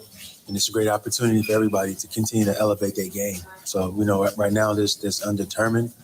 So we'll just kind of see how the week goes and how it progresses along. And but those guys are excited about it and competing hard. Redshirt freshman Deacon Hill and true freshman Miles Burkett appear to be the two options for Wisconsin. Neither has played a down of college football. Kick on Saturday is set for 6. Rural Mutual Insurance, keeping Wisconsin strong. When a company only does business in Wisconsin, that's Wisconsin Strong. Rural Mutual provides all lines of insurance, including commercial, farm, home, and auto. And your premiums stay right here to keep Wisconsin strong. Local agents, local underwriters, local claims adjusters. Rural Mutual Insurance, keeping Wisconsin strong. Well, the Brewers bullpen faltered last night, giving up 3 runs in the final 3 innings in a 4-2 loss to the Pirates. It was their 6th loss in their last 7 games to Pittsburgh. They'll look to bounce back this afternoon in the series finale. First pitch is at 1:10, and they'll hit the road tomorrow to open a series in Arizona. With this Wisconsin Sports Zone Network update, I'm Zach Heilprin.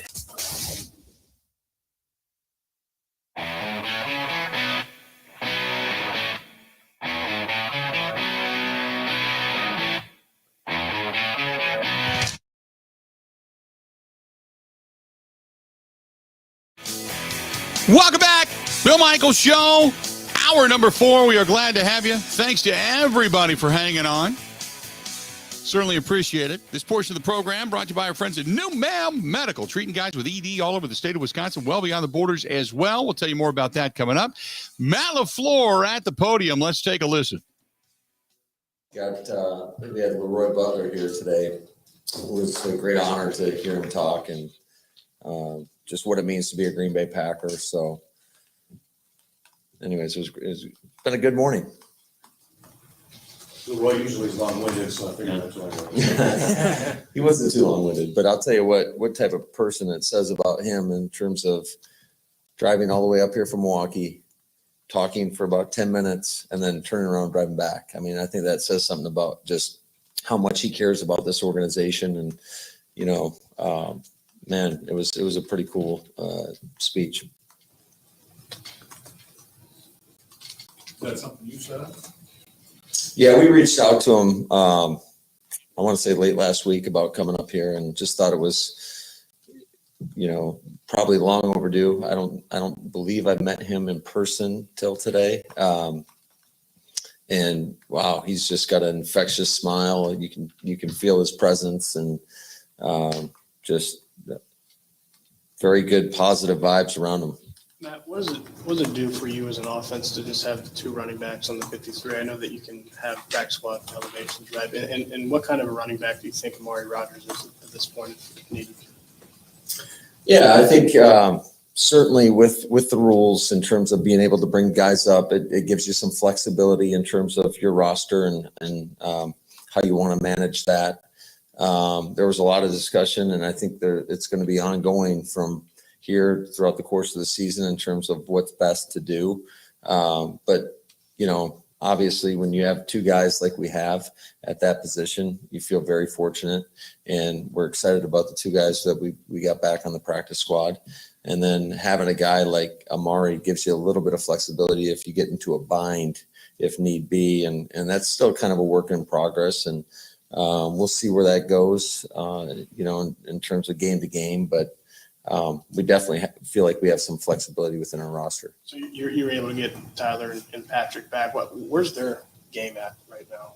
Well, I think they're both guys that are definitely important that could potentially be up and suited up for us, you know, on game day. So, but I think really a lot of these decisions, which they were very difficult. I know you guys had a chance to talk to Gutey already.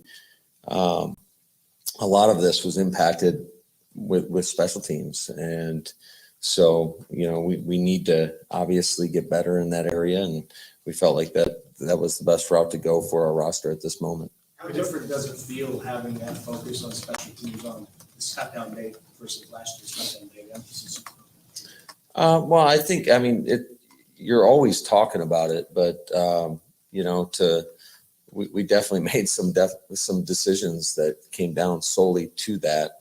And, you know, it's where we are right now. And I think we've learned from maybe some I don't want to call them necessarily mistakes, but we know we have to improve in that area. And we've definitely put some resources towards that. First and foremost, hiring a guy like Rich, and then making some of the decisions that we made.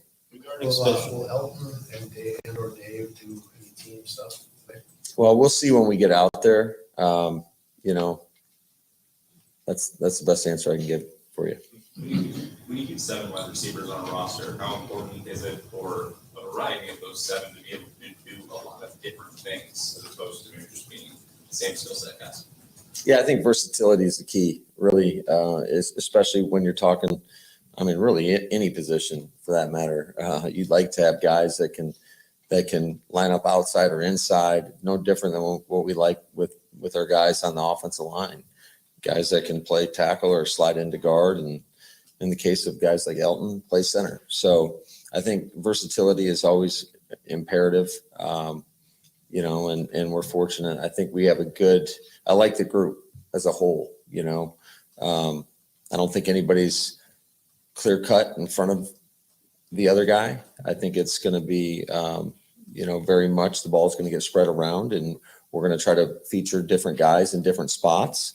And it'll be, I guess, fun in that sense. And hopefully that it keeps the defense a little bit more off balance in terms of where the ball's going to go. Are Franklin and Ford two guys that you've had your eye on for a while, and what made them stand out enough more than the guys that didn't make 53 or practice squad? Yeah, no, I just, again, there's, you're talking about, who are you talking about? Oh, yeah, no, yeah, definitely. I think that both those guys were guys that, you know, there was a lot of discussion over the last 24 hours in terms of what we're going to do. And, you know, we feel excited to get them part of our team. Now we have to get them ingrained in our culture and how we do things around here and the standards that the guys have set in that locker room. What do you know that you have going through the preseason, and what's still the great unknown? Say that one more time. What do you know that you have now that you're going through the preseason and the roster set? That's a great question. You know, that's something we're trying to find out, and I think we'll know more next week. You know, we're excited about the group. I can tell you that much. But I think most teams are at this time of the year, and you know, we still have a lot of growth and room for improvement in front of us, and I think that's something that you do on a daily basis in this league. As soon as you take a deep breath, and especially for these guys on this roster, as soon as you feel like you've made it, then you tend to regress. So we got to keep pressing as a group and make sure that we take those incremental steps to get better each and every day.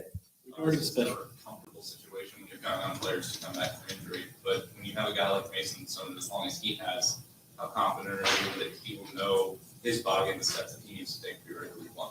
Well, yeah, I think anytime you got guys that have played as long as he has, you take comfort in that they're going to be honest about where they are. And Mason's been nothing but that up to this point. And, you know, we expect it moving forward too. He knows that he's going to do what's best for our football team. And, but we are confident. It seems to me that he's made a lot of progress, and we'll see where we're at next week.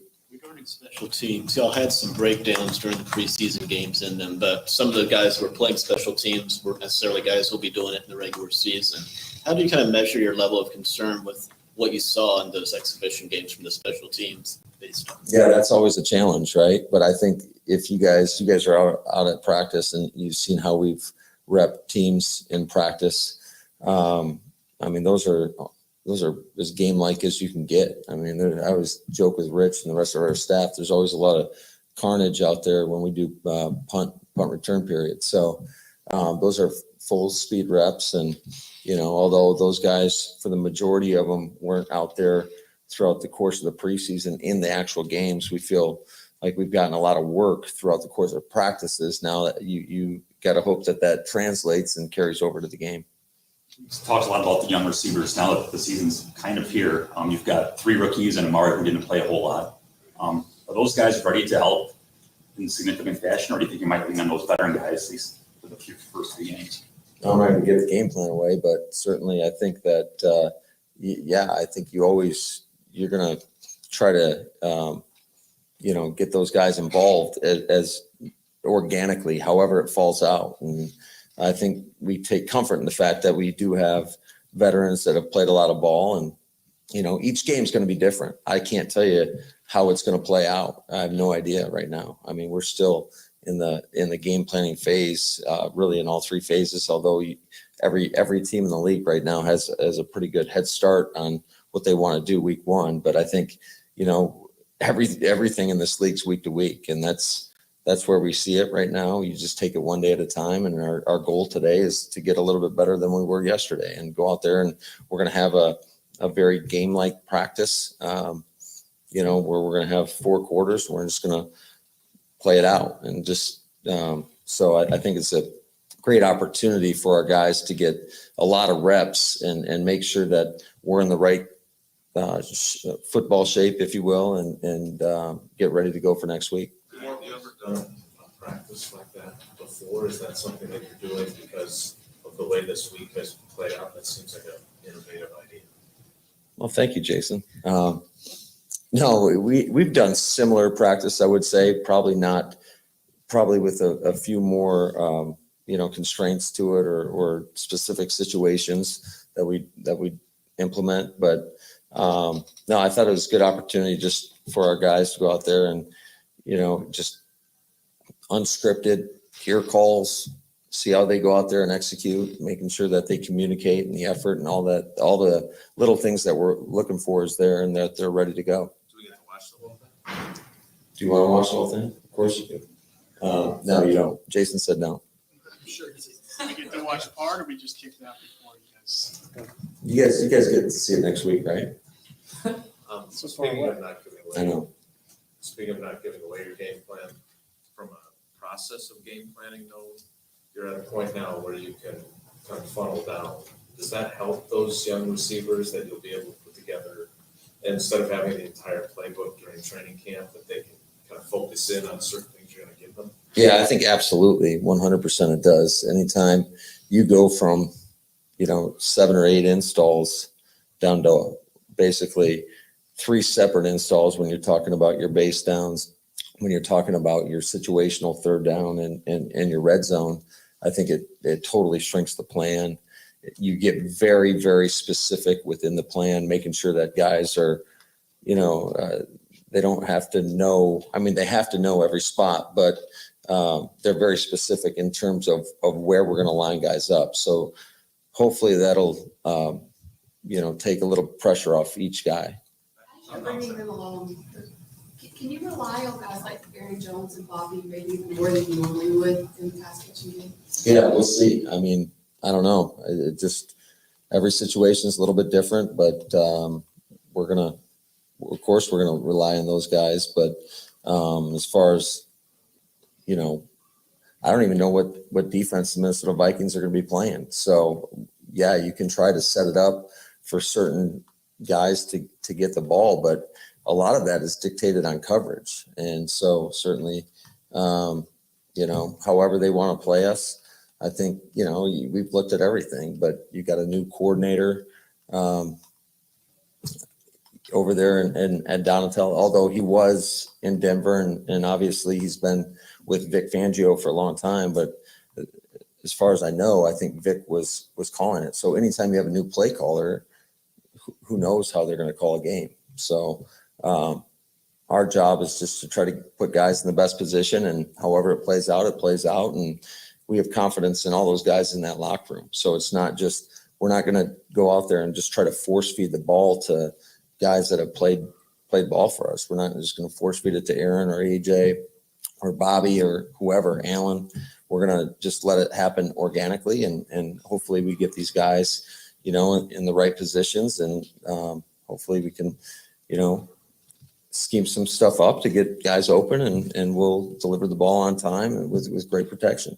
Thank you, guys. Thanks, guys. There you go. Matt LeFluer, head coach of the Green Bay Packers, and you get a chance to hear a little bit about what he's thinking regarding the roster.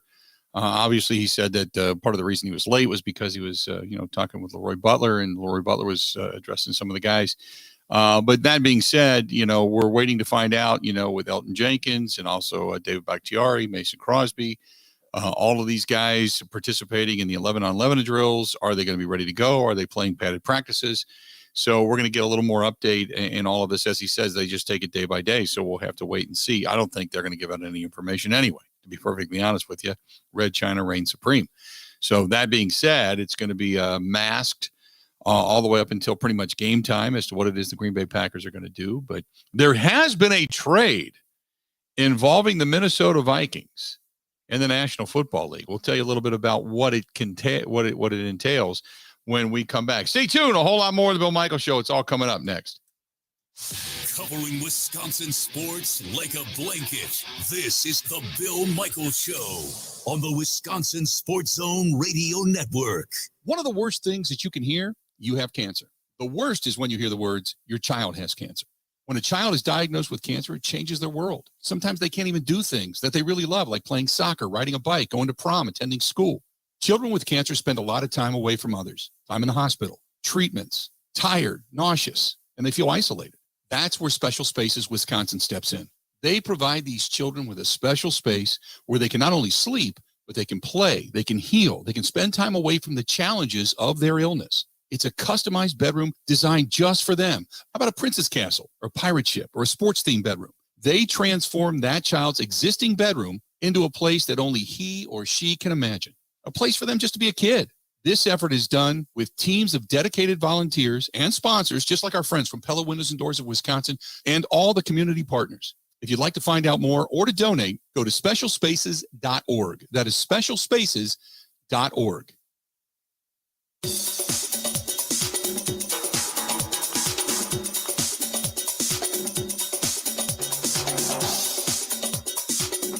Bill Michaels will resume in 3 minutes.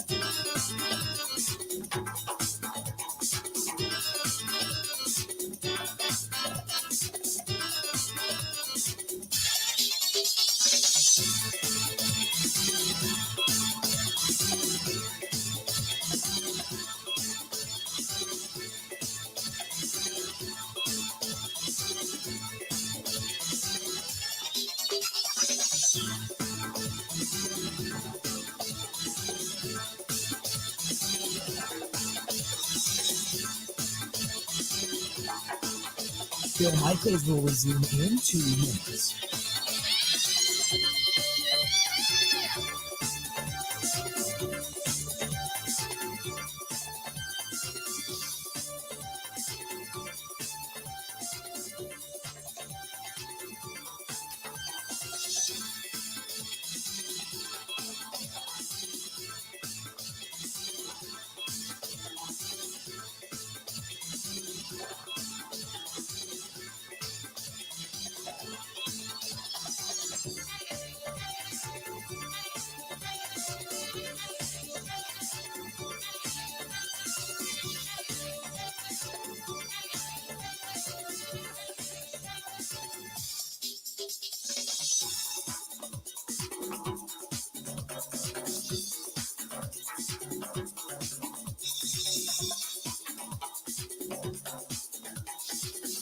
Bill Michaels will resume in 1 minute.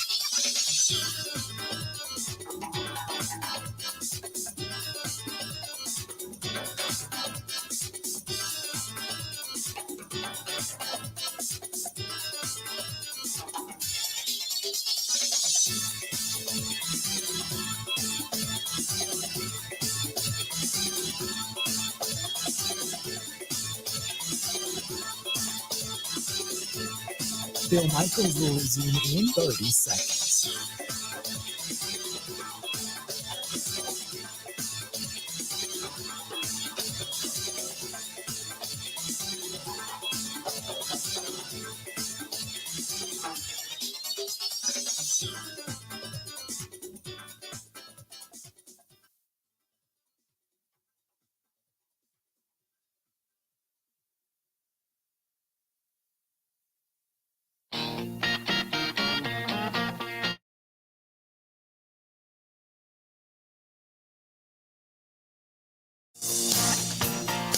Can't say it enough. Begging you at this point, if you could, and you ride a motorcycle, doesn't matter what kind. Doesn't matter if it's a Harley, Yamaha, Honda, Victory, whatever it happens to be. We hope you can join us coming up this Sunday. We're going to be at MKE Brewing to start the ride. Kickstand's up at 11, but if you haven't registered for the ride benefiting Fisher House, Wisconsin on our 15th annual Big Unit Poker Run, please do so. Go to FisherHouseWI.org. That is FisherHouseWI.org. Click on the events page, and you'll find it right there. It's coming up fast. And we got the kickoff event tonight as we really begin, like, kind of the home stretch. The kickoff event tonight at the Wisconsin State Fairgrounds. We're going to be out at the Budweiser Pavilion tonight. Also, the huddle tonight, 6 to 8. You can hear it on many of these same stations. Myself, Mike Clemens, our guest tonight. Many of you love to listen to Mike. So if you guys and girls want to take a listen tonight and you can't make it to the Wisconsin State Fair Park, we're going to be on many of these same stations starting at 6 o'clock. And we can't do it without our great sponsors. Wisconsin Harley-Davidson, throwing the big party after the fact. Our friends at Potawatomi Hotel Casino, they are supplying the volunteers and the donors for dealing out the cards at the end of the motorcycle ride. Bud Light's been with us for 15 years. Our friends at MKE Brewing, Growth Law, GROTH, growthlaw.com. That's growthlaw.com. And one of the best biker rights law firms in the country, as a matter of fact. And it's right here in our own backyard. Also, our friends at Buzzard Billy's out in La Crosse for being a big supporter and a big sponsor. Our friends at Kane and Kane Jewelers. And if you haven't found the Buy Like a Guy over on Instagram yet, you got to do so. Andy Kane does a great job with that. Also, our friends at Great Lakes Dragaway, and they've got some big doings going on coming up here shortly as well with Leroy Butler and the Gravedigger. Gilbert Brown making some appearances there. Also, Alpine Valley, Potawatomi Hotel Casino, as I had mentioned, Knucklehead, and so much more. So thanks to everybody, but go to fisherhousewi.org and get registered. So the deal that's gone down in the National Football League, the Eagles are trading wide receiver Jalen Reagor to the Vikings in exchange for a 2023 seventh rounder and a 2024 conditional fourth round pick that would de-escalate to a fifth round pick if certain statistical marks are not met. Now, part of the Vikings receiving unit led by Justin Jefferson, he was the 22nd pick in 2020. Reagor was the 21st pick taken by the Eagles. These guys are now teammates. So I defer to you, one Ben Kenny. Are you glad to get rid of Reagor? The irony is definitely rich with them now being teammates. Literally Reagor's entire career, and probably unfairly so, he's been compared to Jefferson because the Eagles chose him instead of, really, back to back. Am I glad? I mean, yeah, I guess. He wasn't going to be a starter or a big-time contributor, so getting anything is a bonus. I think Howie Roseman, really, the Eagles general manager, is proving now to be a guy you don't really want to trade with, kind of like the Celtics for those years, where if you stepped in the ring with Danny Ainge, you probably weren't getting the best deal. So, yeah, I mean, I'm happy about it. I'm happy for him because getting out of Philly, I think, is going to be positive. So he was a 21st overall pick, and all they get in return for him, though, is a 2023 seventh round pick and a 2024 conditional fourth round pick. After he goes in the first round. Again, you're talking about the rounds that you're actually taking in and what your value actually is. But that being said, I mean, you're right. I mean, he needed a change of scenery. He needs to get out of Philadelphia and the pressure of Philadelphia. But God knows he's probably going to excel now alongside Jefferson. Kirk Cousins obviously has another weapon to throw to. Not that they needed more as it was, because they already have, good weaponry offensively speaking. I mean, when you talk about, the backfield being led by Dalvin Cook, then you got Adam Thielen, Justin Jefferson, KJ Osborne, and now you add Reagor into the mix. He doesn't have to produce the way he was getting the spotlight down in Philadelphia, so he can just come in and be a piecemeal type of player. Interesting stuff, though, where they're just Minnesota is just doing anything and everything they can to just kind of load up. They got two good running backs in Dalvin Cook and Alexander Mattison. Obviously, they've upgraded their offensive line.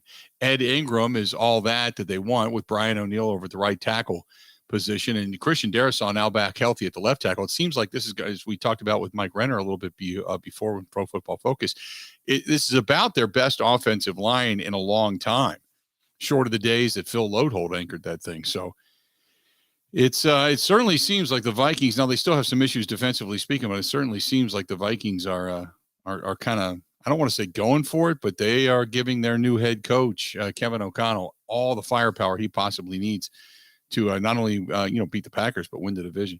877-867-1670. So still no confirmation what we're going to see or what we're going to get out of a guy like David Bakhtiari, Christian Watson, Mason Crosby. Isn't it interesting that he will not say, I mean, now, granted, Ahmed, the kicker that kicked in the preseason for the Packers, back with the Packers on the practice squad. But isn't it interesting that they take Mason Crosby off the PUP list, but still will not tell as to whether or not Mason Crosby is ready to go? It's again, going back to the whole Red China comment, because they're so non-forthcoming when it comes to, information and such. And details, but man, oh man, you got Mason Crosby coming off the PUP list, but they won't even say if he's actually the kicker. If he's going to be, well, we'll see. Everything's day to day. Everything there is day by day. Did you buy any of that? No. It's that whole competitive advantage thing. We're going through the same thing with Wisconsin right now with the backup quarterback. Right. They wouldn't say who it was. And it doesn't really matter because if they're playing in the game, it means the game's likely already over. And there's no tape on anybody anyway. So I don't know what they could prepare for. But the kicker, it's like, what in the world? Are you game planning for a kicker? Yeah. I don't get it. 877-867-1670. Rob says, did they get back any of the running backs? They did. They got back both, actually. Patrick Taylor and Tyler Goodson back to the practice squad.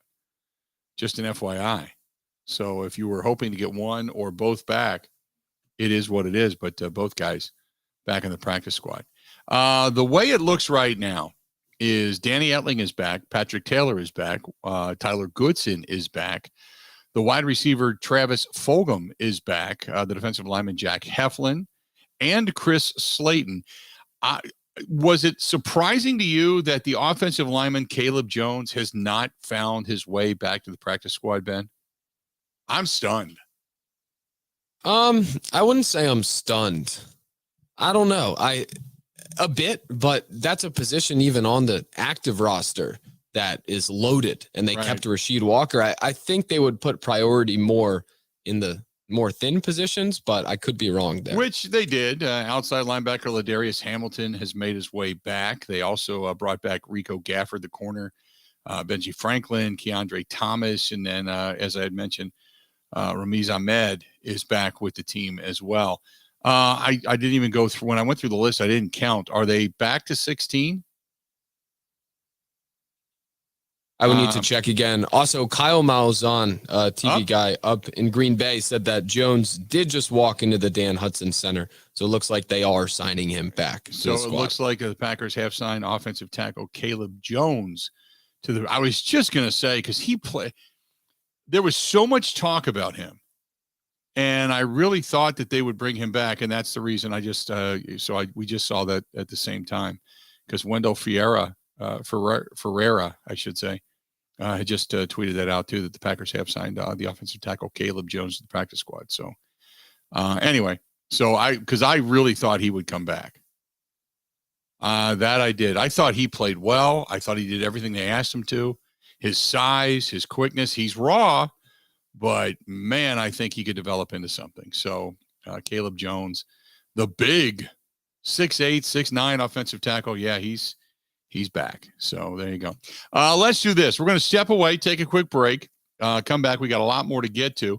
I want to remind you, this portion of the program brought to you by our friends at the Sunset Grill out in Pewaukee. Look, if you're going to be out riding around this weekend and your destination is, say, Wisconsin, Harley-Davidson, but you're going to take a ride through Lake Country, stop off at Sunset Grill.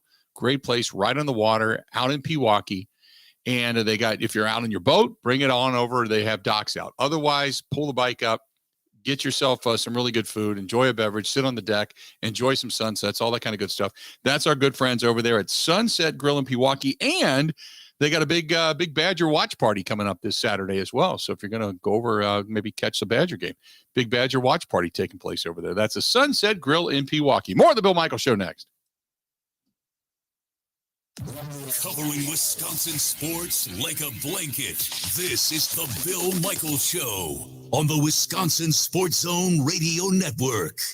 The days are getting shorter, but the racing continues at Road America through the middle of September. For all the information, go to roadamerica.com. That's roadamerica.com.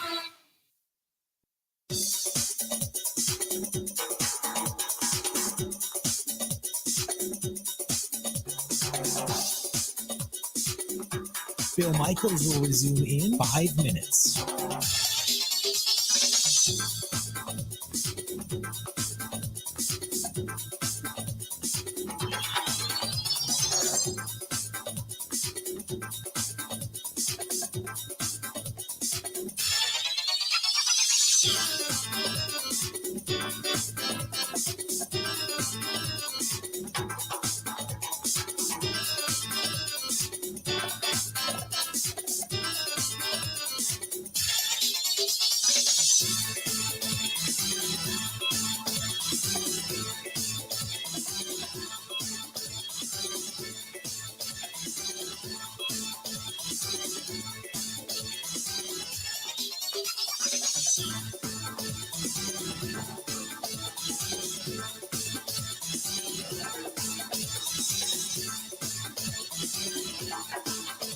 Bill Michaels will resume in 4 minutes.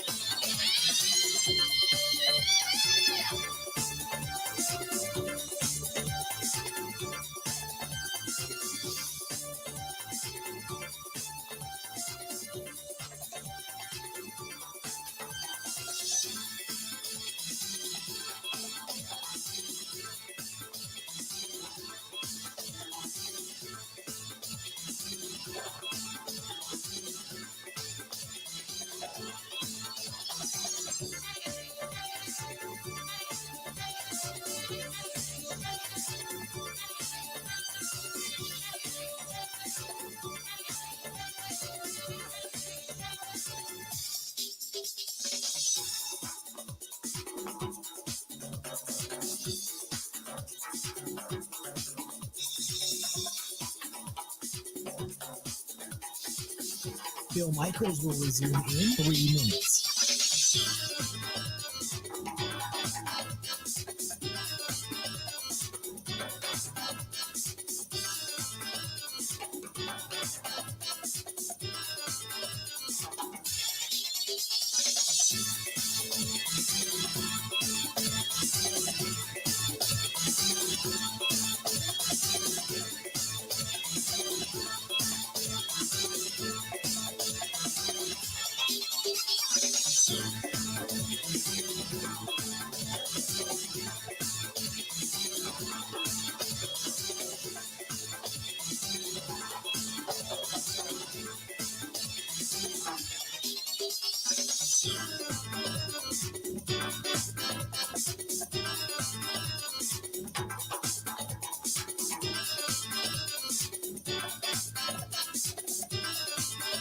Bill Michaels will resume in 2 minutes.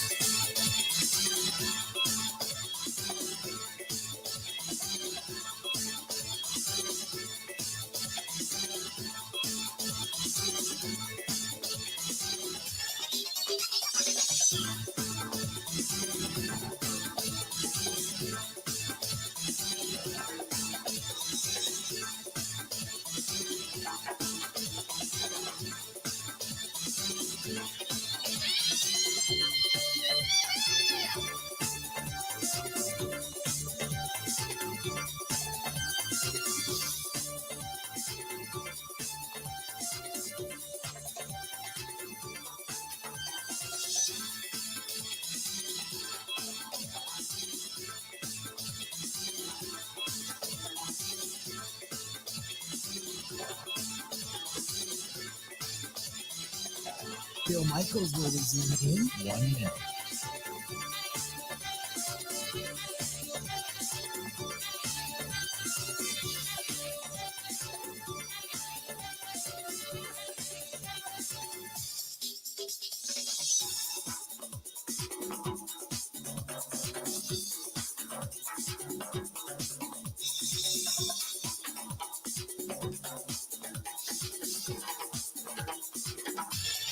Bill Michaels will resume in 30 seconds.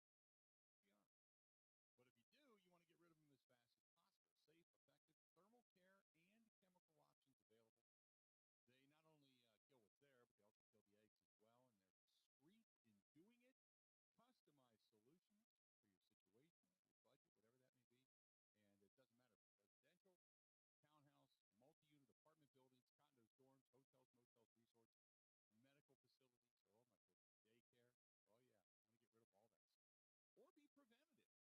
And don't forget also Josiah DeGuara has been a fullback in his career. He's played all over. So they have some options, which is probably the reason when it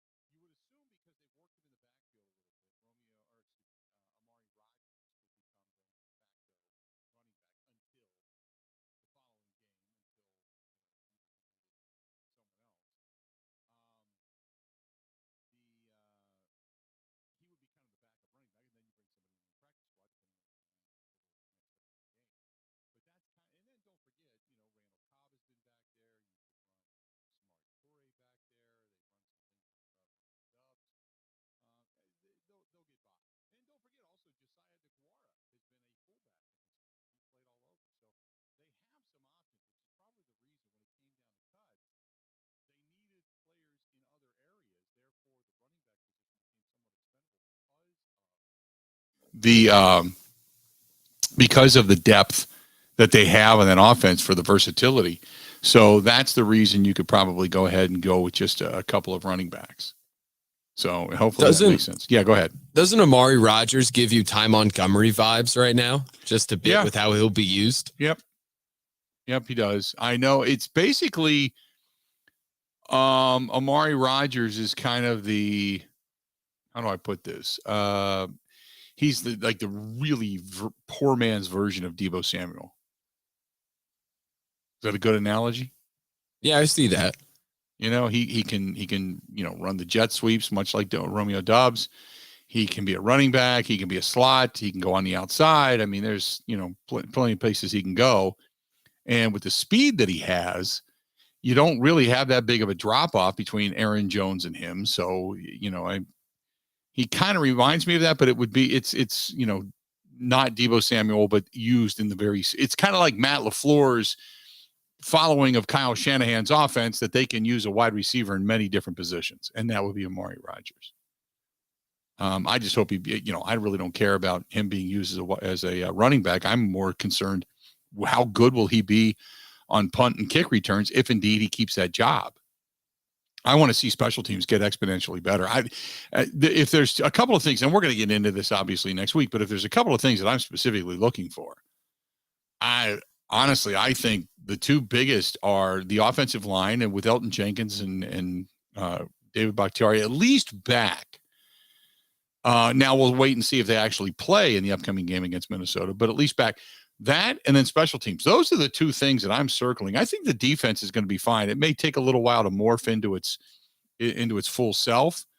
Obviously, with Aaron Rodgers, you want to see him react to Lazard and Watkins and Cobb and Watson, and you go down that line. That's a gimme. But to me, the two biggest things I'm circling going into that Minnesota game is the offensive line and the capability, and then obviously to see what special teams turn out to be. Because now that Bisaccia has got his guys basically in Kason Nixon was one of them, one of the guys that he wanted and wanted to get into that system. So now that he's got some of these guys from before, I'm going to be interested to see how much better or not the special teams are. So I'm excited about that. 877-867-1670, 877-867-1670. Mark says, what about the loss of Marquez Valdes-Scantling? Nobody can replace his speed. Yeah, Romeo Doubs can. I don't know if anybody's got that low 4.3 speed, but yeah, look, it's not like Marquez Valdes-Scantling just flat out blew everybody away. Romeo Doubs pretty quick. Christian Watson pretty quick. I mean, they've got guys that have some speed. Lazard's not that guy, that's for sure. No doubt. Lazard, Watkins is not, Cobb is not, but Watson, Doubs, not Amari Rodgers. Amari Torre's got good speed. I don't think he's got that low 4.3, but he's got good speed. But I don't, to me, when it comes to flat out speed, that's one thing. But when it comes to the ability to get an initial move and get separation, so far Romeo Doubs has proven that he's that guy. He's been able to get that separation early on in preseason. So hopefully that continues. But as far as making up for the quote speed of ball, Marcos Valdes-Scantling, to me, it's about catching the ball and hanging on to it. Knowing your route, getting separation, catching the ball and hanging on to it. That's the biggest. What else do we have here for you? Got all kinds of stuff, as we had talked about a little bit earlier in the NFL when it comes to the rosters being filled out, the practice squads being filled out. But Caleb Jones, he looked good in the preseason. This is from Mark. Mark says Caleb Jones looked good in the preseason. A couple of guys that did not, I can't believe made this team. Ladarius Hamilton looked okay at best. What are they doing hanging on to him and putting him on a practice squad? Well, okay. I'm not going to say he didn't look good, but I think that you've got depth issues. You really do at the outside linebacker position. Now, there may be another, because we talked about it all the time. The backup outside linebacker for the Green Bay Packers, even as of right now, may not be on this team. But I believe so more now than ever. But they were so thin at that outside linebacking position until some guys finally stepped forward. Ladarius Hamilton, you almost have to keep him around just in case. Devondre Campbell, obviously, on the inside, backed up by Barnes, and Barnes played well in the preseason. Jonathan Garvin was good. Kingsley Ngabare, now he's not Preston Smith, but at least he became kind of, as Mike Clemens put it, locked in the last couple of weeks of training camp. And then you got Rashawn Gary and Aaliyah.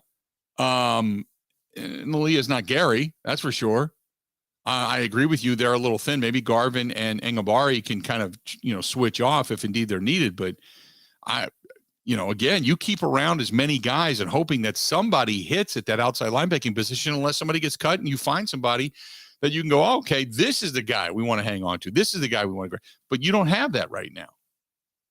You don't have that ability because you got to take the slim pickings that are out there at the outside linebacker pass rush position. You just don't have it.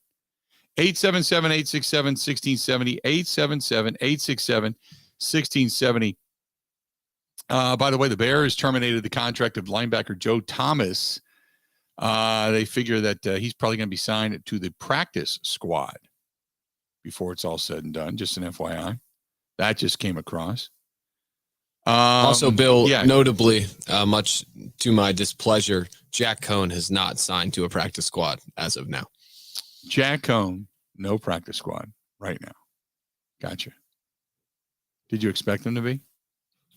I still expect him to be. I kind of need him to be, or else Zach is going to rip me on every single show we do for the rest of the season. Because Ian Book is on a roster. There are a lot of quarterbacks on rosters and practice squads right now. Danny Etling's on a practice squad. No Jack Cohn, which he kind of got an unfair shake in my eyes, playing behind great quarterbacks, all-time greats like Nick Foles and Matt Ryan. All-time greats like Nick Foles? Yeah. Gotcha. Super Bowl winner. Okay. No, I will take that. All-time great like Nick Foles. Yeah, well, you know what? As a Philly fan, you'll take it. I'll put that on my gravestone. 27 touchdowns, 2 interceptions like 9 years ago. Mm-hmm. What he's done has not been replicated. One of the only to throw 7 touchdowns in a game, maybe 6. I don't know. Let's do this. Final segment of the Bill Michaels Show coming up. This portion of the program brought to you by our friends over there at Curly's Waterfront. We talked about cruising around Pewaukee Lake. Another place to go around Pewaukee Lake. Curly's Waterfront Pub and Grill. You can stop out, eat out on the deck, and watch the boats go by at Smokies, or step inside and watch whatever sports are on the tube, whether it's the Brewers coming up this afternoon and tomorrow and Saturday, or Friday and Saturday, or the Badger game, watch parties, and they give away all kinds of stuff, everything from meat raffles to tickets, you name it. They give stuff away over there. Curly's Waterfront Pub and Grill on Pewaukee Lake. Coming up, more of the Bill Michaels Show, wrapping things up next. Ready? This is the Bill Michaels Show on the Wisconsin Sports Zone Radio Network. One of the worst things that you can hear, you have cancer. The worst is when you hear the words, your child has cancer. When a child is diagnosed with cancer, it changes their world. Sometimes they can't even do things that they really love, like playing soccer, riding a bike, going to prom, attending school. Children with cancer spend a lot of time away from others, time in the hospital, treatments, tired, nauseous, and they feel isolated. That's where Special Spaces Wisconsin steps in. They provide these children with a special space where they can not only sleep, but they can play, they can heal, they can spend time away from the challenges of their illness. It's a customized bedroom designed just for them. How about a princess castle or a pirate ship or a sports-themed bedroom? They transform that child's existing bedroom into a place that only he or she can imagine, a place for them just to be a kid. This effort is done with teams of dedicated volunteers and sponsors, just like our friends from Pella Windows and Doors of Wisconsin and all the community partners. If you'd like to find out more or to donate, go to specialspaces.org. That is specialspaces.org.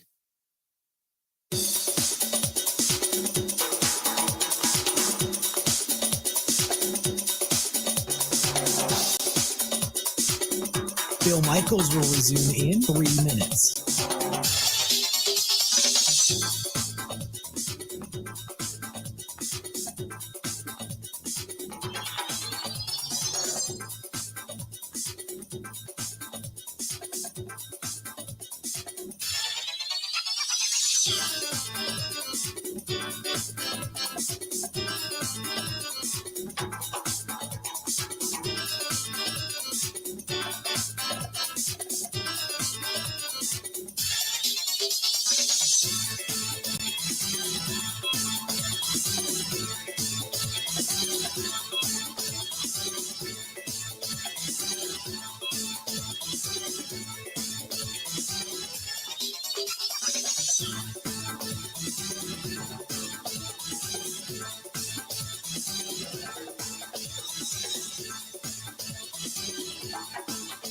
Bill Michaels will resume in 2 minutes.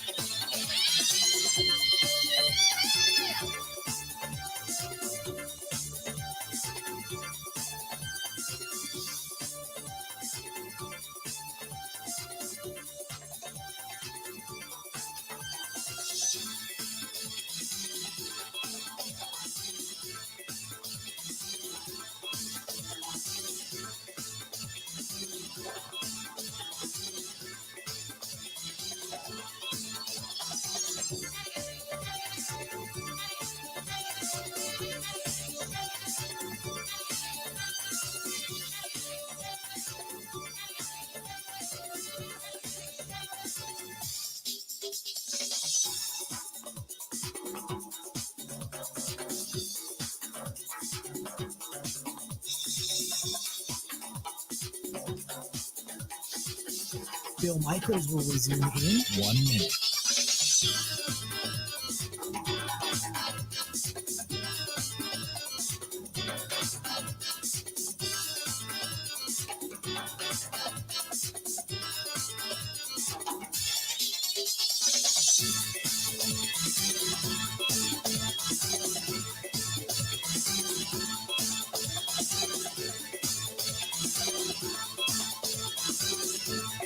Bill Michaels will resume in 30 seconds.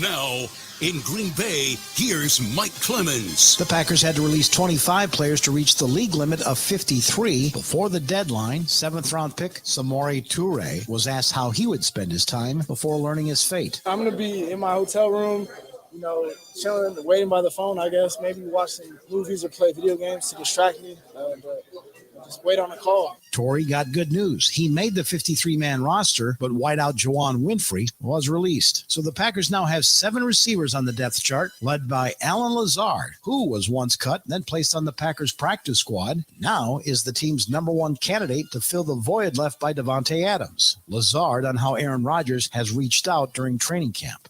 I think it's been huge. I think more so from him and I situation. I'm just having off the field conversations, stuff that doesn't deal with football maybe, and just kind of just building that chemistry and just getting to know each other from that standpoint. So when it does come to the X and O's, I understand how he's attacking this, or what angle he's trying to come at this with this play or this route or whatever it may be. So I think that rapport that you're able to build off the field in the lunchroom, in the hallways, and through walkthroughs or whatever, just off the field stuff, plays dividends for the on the field chemistry. Now the team will focus on signing 16 players to the practice squad. Although they parted ways with several veterans after the loss in the playoffs to the 49ers, GM Brian Gutekunst was asked if he still thinks the Packers have the potential of finally getting back to the Super Bowl. I'm very excited about the group that we have, watching how they worked in the offseason. Certainly we have some very experienced elite players. Really excited about some of the newcomers we've added. There's enough talent in that room. There's no doubt about it. Not every team can probably say that, but this team can. But they're going to have to come together and be a team. And today, it starts today. That's Packers GM Brian Gutekunst. In Green Bay, I'm Mike Clemens on the Bill Michaels Show.